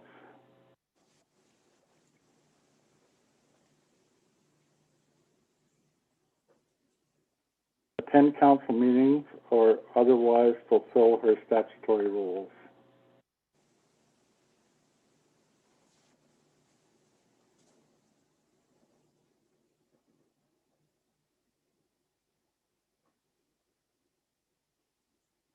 Okay. Councillor Cross, how do you vote this one, yes or no? Yes. Councillor Maxwell, how do you vote, No. yes or no? I vote no. Okay, thank you. Councillor Shipham, how do you vote, yes or no? Yes. Okay. Municipal property means municipal property, okay? So that doesn't mean just the office, okay? That's municipal property. I would assume that Councillor Olmsted would be able to drop off her garbage, but she wouldn't be able to make contact with anyone at the landfill site.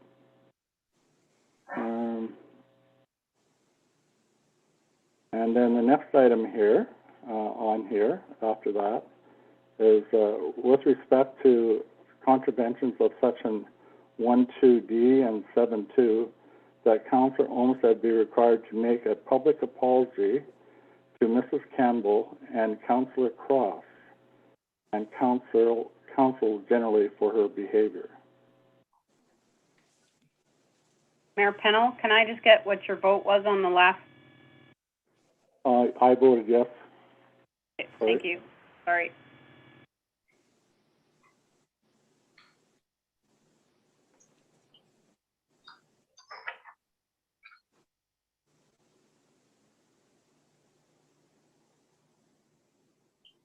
So the next one is that Councillor Olmsted be required to make a public apology to Ms. Campbell, Councillor Cross, and council generally for her behavior.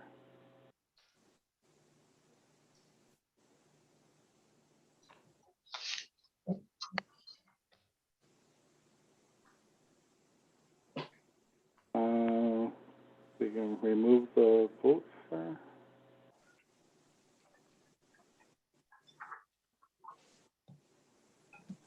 Okay, so Councillor Cross, how do you vote on this one? Yes or no? Yes. Okay. Councillor Maxwell? I vote no. Okay. Councillor Shipham? Yes. And I vote yes as well.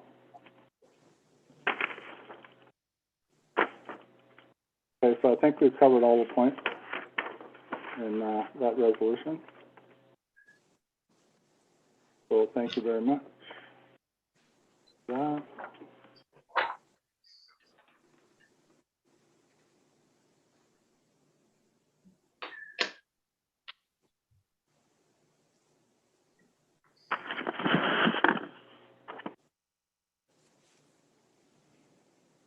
All right, so the next item on the agenda is item P, as in Peter, Municipality of Calvin Administration, and it's a municipal vaccination policy.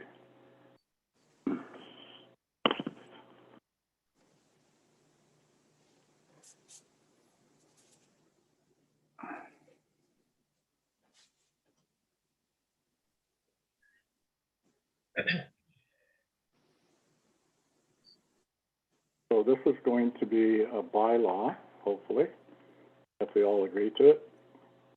I'm going to need a mover and a seconder for this. Oh, Councillor Olmsted, can she come back now? Yes, she's there. She's back? Back, yes. Okay, thank you. Yeah, I'm right here. Okay, thank you. I'll need a mover and a seconder for the first reading. Councillor Olmsted, can you move this one, please? Yes, I can. Thank you. And Councillor Shipham, can you second this one, please? Yes, I can. Okay, so this is the first reading of a bylaw to adopt a policy regarding the vaccination of workers against COVID-19 for the municipality of Calvin. And this will be the first reading. Is there any discussion on this? Councillor Cross? No discussion. Okay, Councillor Maxwell? No discussion. Counselor Olmsted, No discussion. Counselor Shippen. No discussion. Okay, I'm gonna call for a vote to, pass the first reading. Counselor Cross, do you vote yes or no? Yes. Counselor Maxwell, do you vote yes or no? I do, but do you mind if I ask one question, Mayor Pennell? Sure. I'm sorry, I was out of order there. How will this affect our fire department? Do you know, I'm concerned that a number of people in our fire department may not be vaccinated and we may be short of volunteers. I don't know if we can say what our status is, what the vaccination status is of the department or not, but. I think we Does did anyone know that. Did we take that, information, Cindy? Pardon me? Did we record that information? How many of the fire department are vaccinated? No, that's part of what this policy would entail. Okay, I can't answer that question right at the moment. I don't know the answer to that question. all right. I vote yes. Okay, thank you. Counselor Olmsted?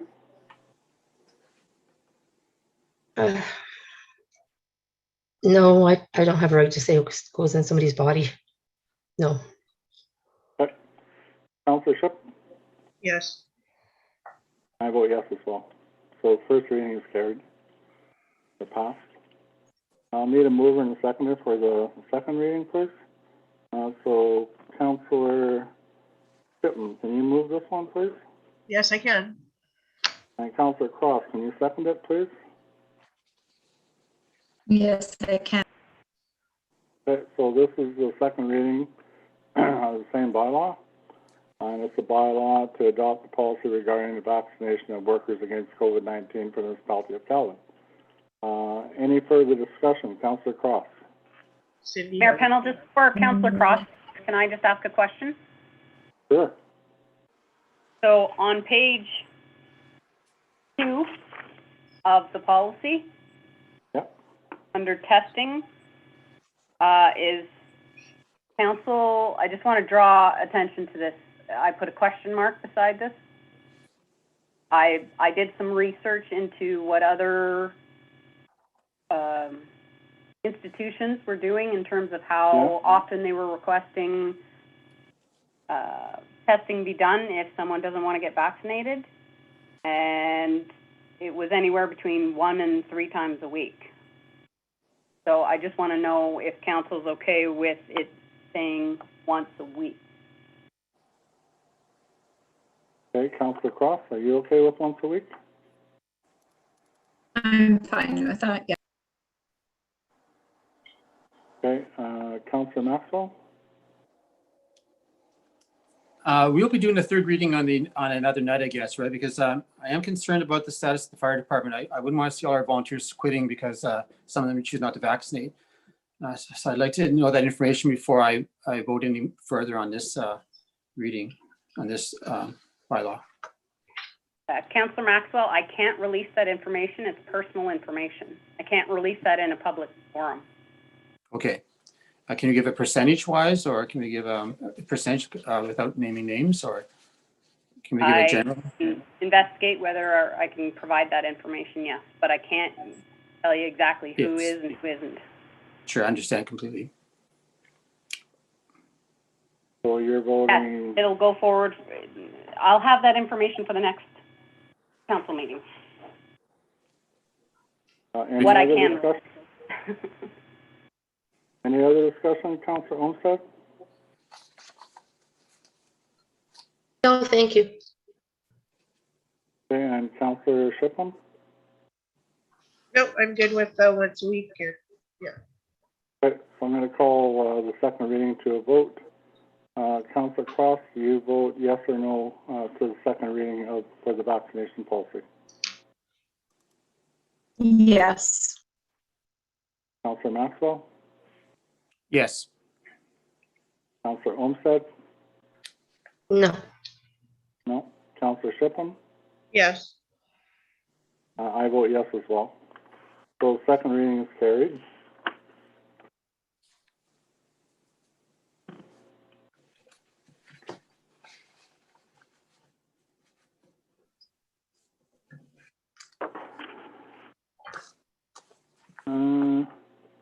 Next item on the agenda is item Q, and it's the bylaw number 2021-028. It's amendment to the hall rental and equipment use policy to include vaccination passport verification and responsibility of the event coordinator. We did talk about that at a previous meeting, all right?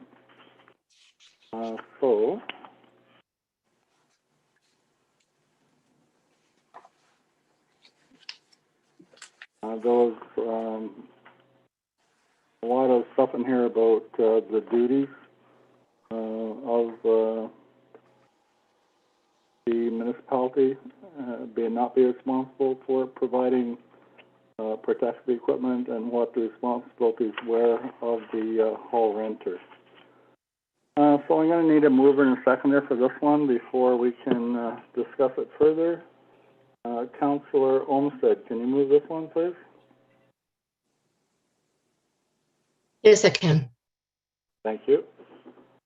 Councillor Maxwell, can you second this one, please? Yes, I can. Thank you.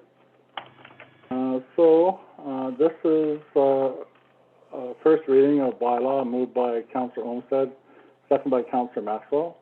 And it's a bylaw to amend bylaw 2020-020 and bylaw 2020-025, a policy outlining the terms and conditions and fees for the rental of the Calvin Community Center and its equipment, commonly known as the hall rental and equipment use policy, to include pandemic screening, contact tracing, and vaccination requirements.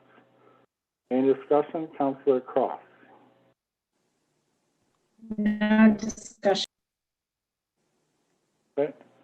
Councillor Maxwell. No discussion. Councillor Olmsted.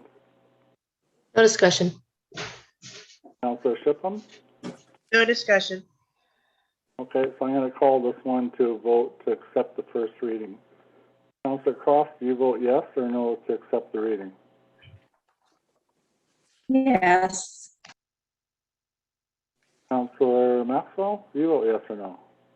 Yes. Thank you. Councillor Olmsted, do you vote yes or no? Yes. Okay, and Councillor Shipham, do you vote yes or no? Yes. And I vote yes as well. So the first reading is carried. Then we have a second reading. I'm going to need a mover and a seconder for it as well. So Councillor Maxwell, can you move this one? Yes, I can. And Councillor Shipham, can you second this one, please? Yes, I can.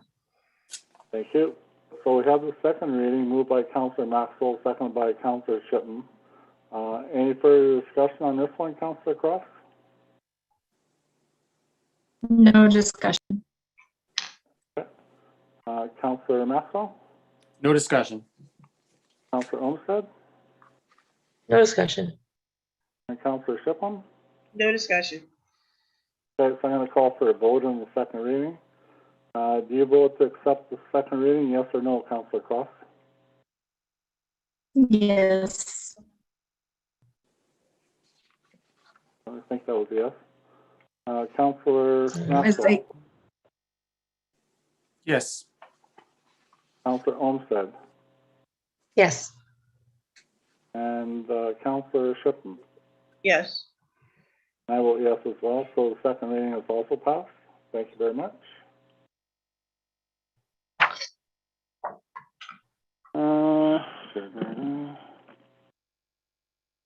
Next item on the agenda is a report from the clerk treasurer, and it's report 2021 CT 55. It was requested at the previous meeting on September 28th, I think it was. Anyway, the report is in front of us. We all received it in our council package. Are there any questions or concerns that anyone would like to bring up on this one?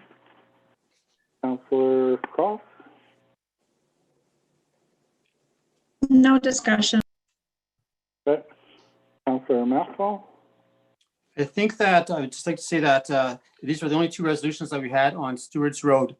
From what I believe is my resolution I put forward at the heated meeting of May 11th, and then the other one has to do with some maintenance that they're requesting ditching, I think, and we did decide not to follow that one through. So I think at the last meeting, Councillor Cross pretty well accused me of not being out of a point of order on this particular topic, because she said that I keep bringing it back to council, that I keep pushing this issue, but we have never dealt with this issue. And I was the one who brought this issue forward, and I withdrew it. And so I think Councillor Cross owes me an apology, because this clearly states that we did not ever vote on this issue, and that I withdrew my my resolution after a discussion in the closed meeting. After we discussed it, and I decided, when I found out there was no support for the resolution, I withdrew it. And that's where it stands. Okay, thank you. Councillor Homestead. I have no discussion. Okay, Councillor Shipman. No discussion. Any other comments? Okay, move on to the next item. Okay, next item on the agenda is Mr. Lalonde. Were you able to contact him, Cindy? Yes, Mr. Lalonde is not, he's under the weather at the moment, and he's unable to attend the meeting. But I asked him if there was anything further that he wanted to add besides what was written in his written declaration, and he said no, that's essentially what his status is. Okay. So everyone's had a chance to, I guess there should be a resolution on this one, right? There is, yes.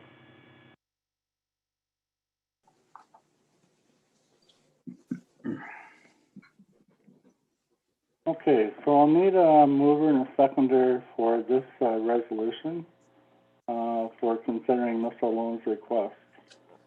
Councillor Olmsted, can I get you to move this one, please? Yes. Okay. And Councillor Cross, can I get you to second it, please? Yes, I can. Okay, thank you.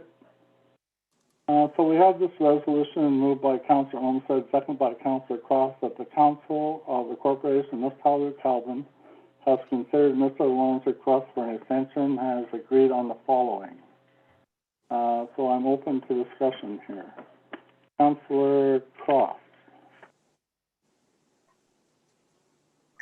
Can you move on? I'm looking for my notes here and I misplaced them. So I can come back to you in a second if you like.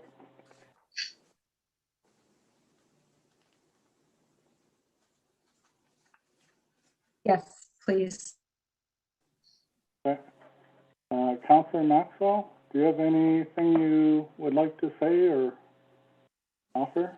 I'm not too familiar with the situation, but just from what I'm reading here, and it's I'm okay with extending extending the agreement to a little longer in this case, due to out of compassionate grounds. To when? To be spring. I need more information on the exact living conditions of this situation. Until September, according to this.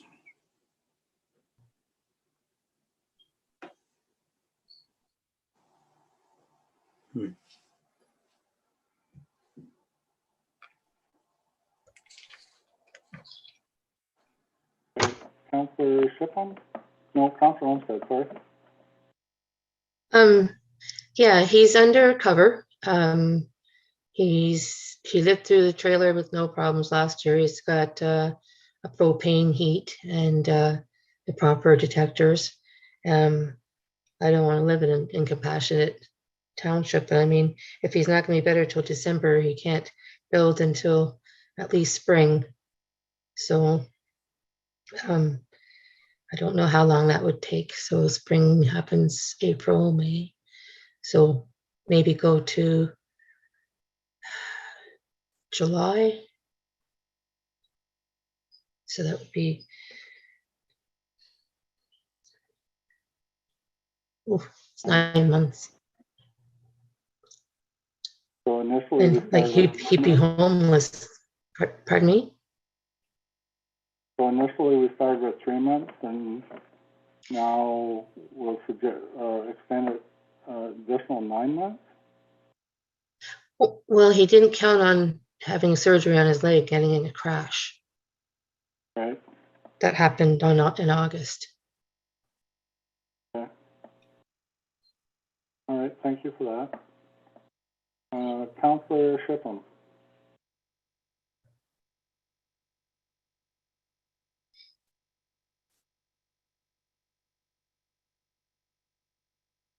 Well, I feel for him for having his leg broken and being laid up. As we did this in July, giving him till the end of September, that was 2 months that he had before his accident. I don't know where he is with packing or where he's gotten to or whatever, but I don't want to see him in the trailer for the winter again. It's not something that's safe, and he needs to be moved someplace better for his recuperation. So I'm not inclined to extend it. Okay, thank you. Councillor Cross, did you find your documents yet? Yes, I did. These types of decisions are very hard. We did give him 60 days at our last meeting, I believe. And unfortunately, he's had the accident. I don't feel comfortable with him being in there for another winter. We're striving to enforce our bylaws. We have them here in place for a reason. If something was to happen to Mr. Lalonde, the municipality would be held accountable for this, for not following its own bylaws. It would also make other people probably follow suit as well. We can't have multiple people living in trailers in the middle of winter. A trailer is not a permanent dwelling. He's had over a year to build. I don't believe he's in the position to start building again. It's I don't like doing this, but I'm in agreement that we don't give an extension. He needs to find accommodations immediately. He's already passed the date of September 27th. Anything further? No. No? Okay. I agree that we all need to be compassionate and look out for one another. But looking out for one another also means keeping them safe. And if he's laid up to the extent that he can't get around to do things for himself in the trailer, then I don't really want to see him there, just for his safety reasons and for health reasons. And it is also contravening one of our bylaws. So cold-hearted that it may sound, I'm not in favor of an extension to for Mr. Lalonde. Okay, so is there a vote on this, Cindy, or what? How does it go? The I need delegation. to know what council's decision is so that I can fill it in, and then there will be a vote. Okay, well, there was 3 people who voted to not provide an extension, and 2 people who voted to provide an extension.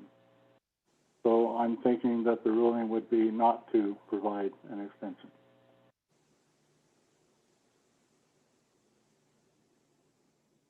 Okay, that's what you want. Am I right? Am I wrong? Extension.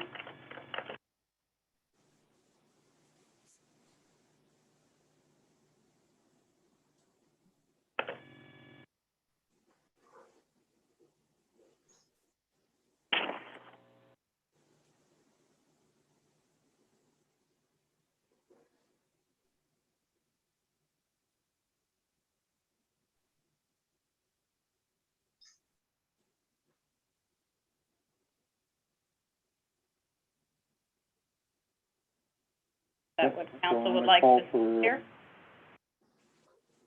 Paul? Is that what Somebody council say would like to something? state here? Okay.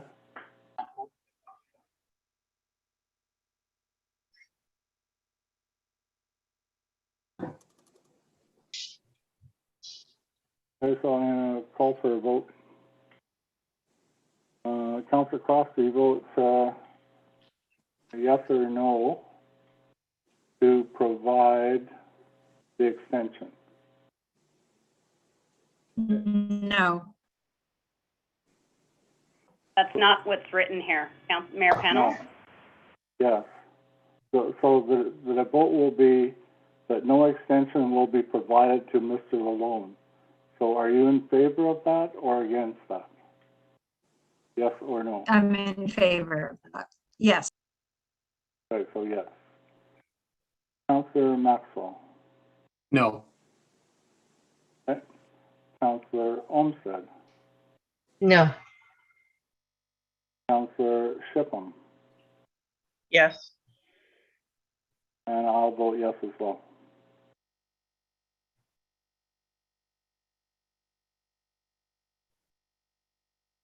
Okay.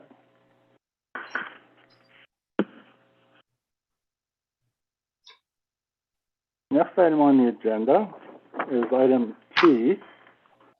It's a consolidation of council ideas for film industry.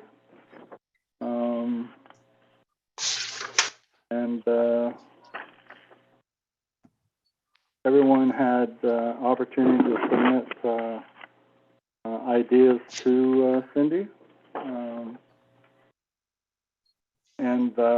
Have you had a chance to? Cindy provided some information back to us, and has everybody had a chance to take a look at that?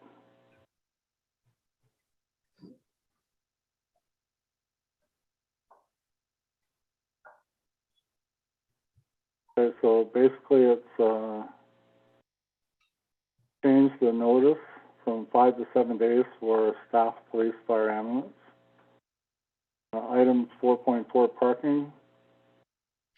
Should we have something in place to ensure the fire department can get access to all waters used for the pump trucks to fight fires? Not sure if we only have the one or if there are other spots that can be utilized.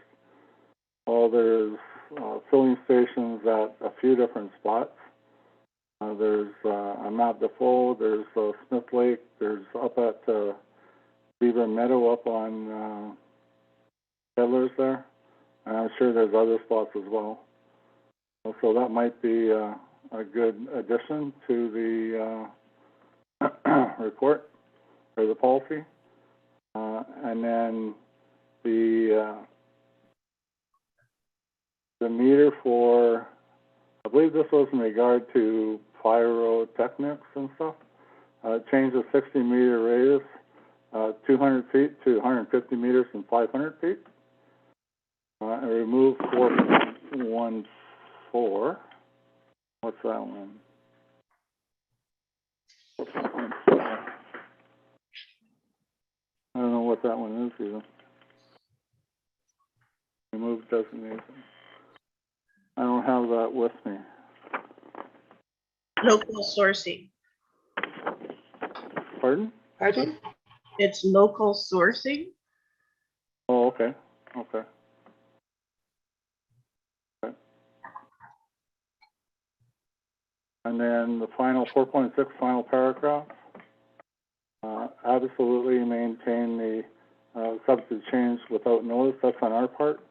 That if we see something that needs to be changed, we can change it without 60 days notice or 90 days notice or whatever. Last item here is suggest more time given to the public of filming being done in a certain area for that time period. Possibly if film crew know if they're going to need to close a portion of a road, obviously with police directing traffic, that they notify the officer as soon as possible and that it be put on the app and Facebook page. That was kind of my idea behind changing from 5 to 7 days on the first bullet. Are there any there? I'm going to leave it open to you guys to pipe in, tell us what your thoughts are. Councillor Cross? I think these are all good suggestions. I didn't really see a lot to change with the policy, so I'm fine with all of what's here. Okay. Councillor Maxwell? I have no comments. Councillor Olmsted? No, I have nothing to share. Councillor Shipham? No, I agree with all the points that were presented here. Okay. Okay, so that's what we're providing back to Clerk Treasurer to make those changes. And then it'll come ahead to us again. Next item on the agenda is item U, and it's a report from the Clerk Treasurer, and it's 2021 CT 53, and it's consolidation of council ideas for property standards bylaw. So there was a number of items sent or provided by different people. I don't know how to go about this, really. So we were provided with two samples. One was from Chisholm, one was from Pathmill Cameron. They were relatively similar, a few changes within each one. There were some references to public sewage systems that we don't have. And there were some other things that don't really pertain to municipality of Caledon as well. But you would have to go through bylaw to determine which ones those were and to make suggestions.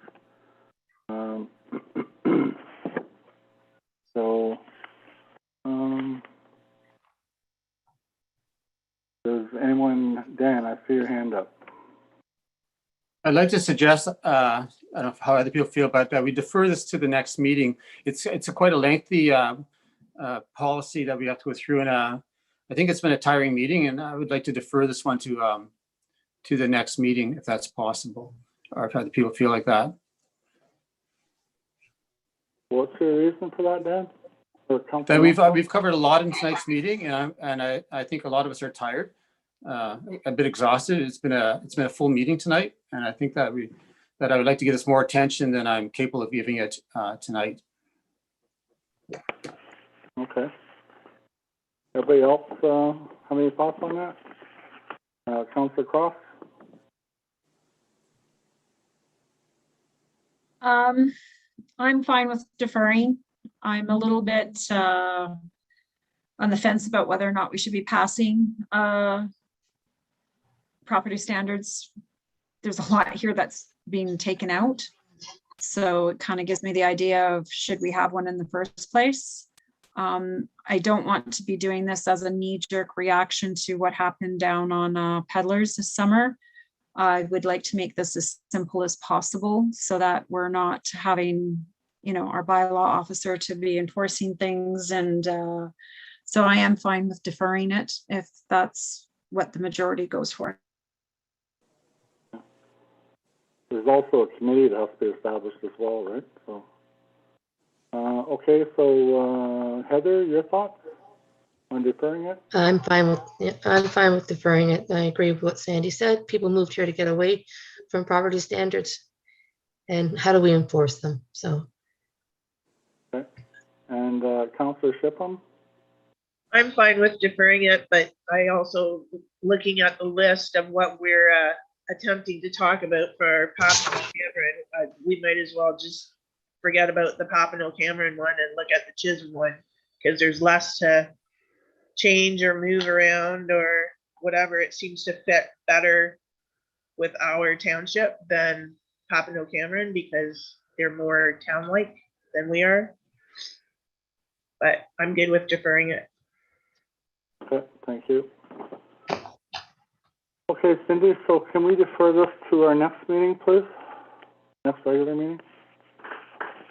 Yes, I will put it on the next agenda. Thank you. Next item on the agenda is information letters. Anything in there that caught anyone's eye?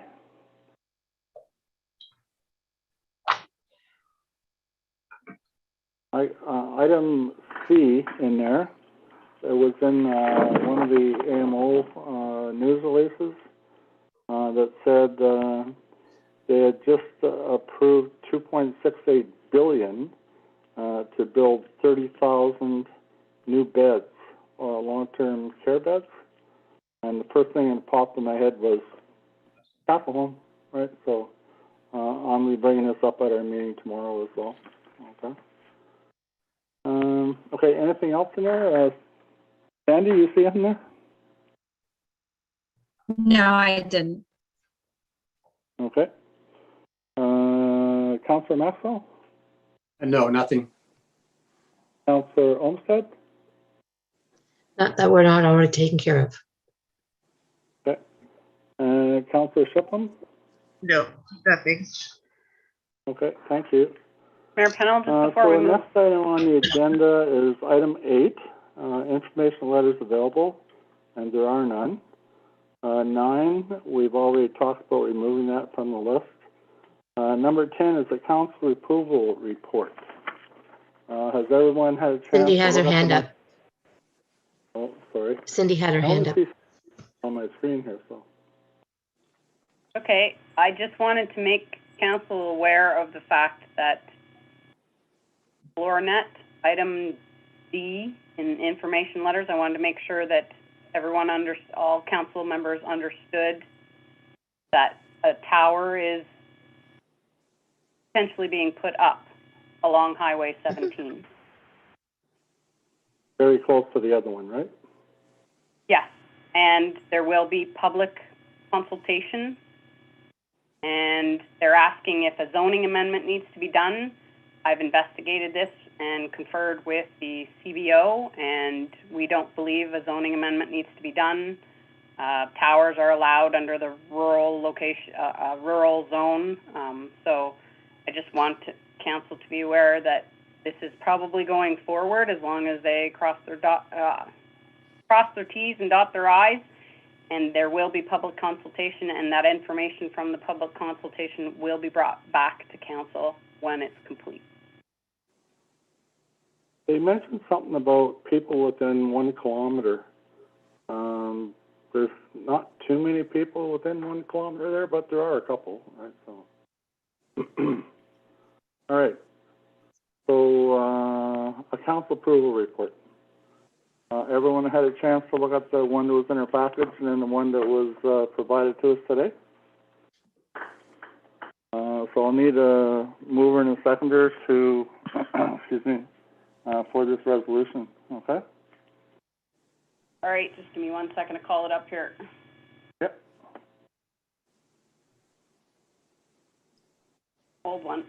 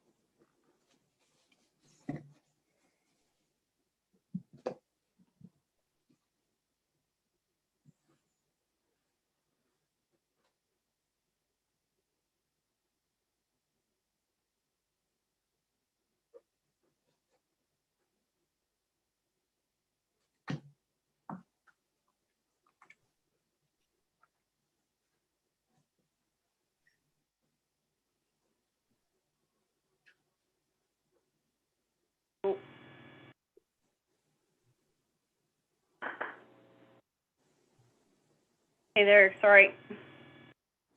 Okay. I'll need a mover and a seconder for this one as well. So Councillor Cross, can you move this one, please? Yes. And Councillor Maxwell, can you second this one, please? Yes, I can. Thank you. So we have this resolution moved by Councillor Cross, second by Councillor Maxwell. That's a disbursement dated October the 7th, 2021, in an amount of $33,251.27. And October the 12th, in an amount of $10,806 be hereby authorized and passed for payment. Any discussion on this, Councillor Cross? No discussion. Councillor Maxwell? No discussion. Councillor Olmsted? No, Councillor Shipham? Sorry, no Yes, discussion. Okay, so I'm going to call for a vote. Councillor Cross, do you vote to accept these disbursements? Yes or no? Yes. Councillor Maxwell, do you vote yes or no? Yes. Councillor Olmsted, do you vote yes or no? yes, And Councillor Shipham, do you vote yes or no? Yes. And I vote yes as well. So this resolution is also carried. Okay, so next item on the agenda is a closed portion, of which we have none tonight. And there's no business, item 12, no business arising from a closed session. Number 13, there's no notice of motions. So the last item on the agenda for this evening is item 14, which is adjournment. So I'll need a mover and a seconder to adjourn the meeting tonight.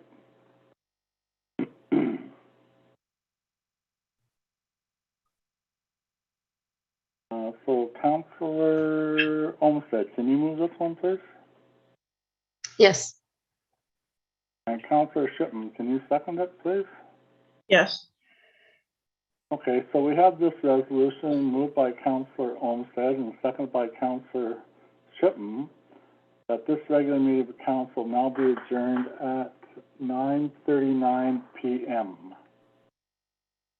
Any discussion on this? Councillor Cross? No discussion. Councillor Maxwell? No discussion. Councillor Olmsted? no discussion. And Councillor Shipham? No discussion. Okay, so I'm going to call for a vote to close the regular meeting at 9:39. Councillor Cross, do you vote yes or no? Yes. Councillor Maxwell, do you vote yes or no? Yes. Councillor Olmsted, do you vote yes or no? Yes, And Councillor Shipham, do you vote yes or no? Yes. I vote yes as well, so this meeting is now adjourned. Have a good night, everyone.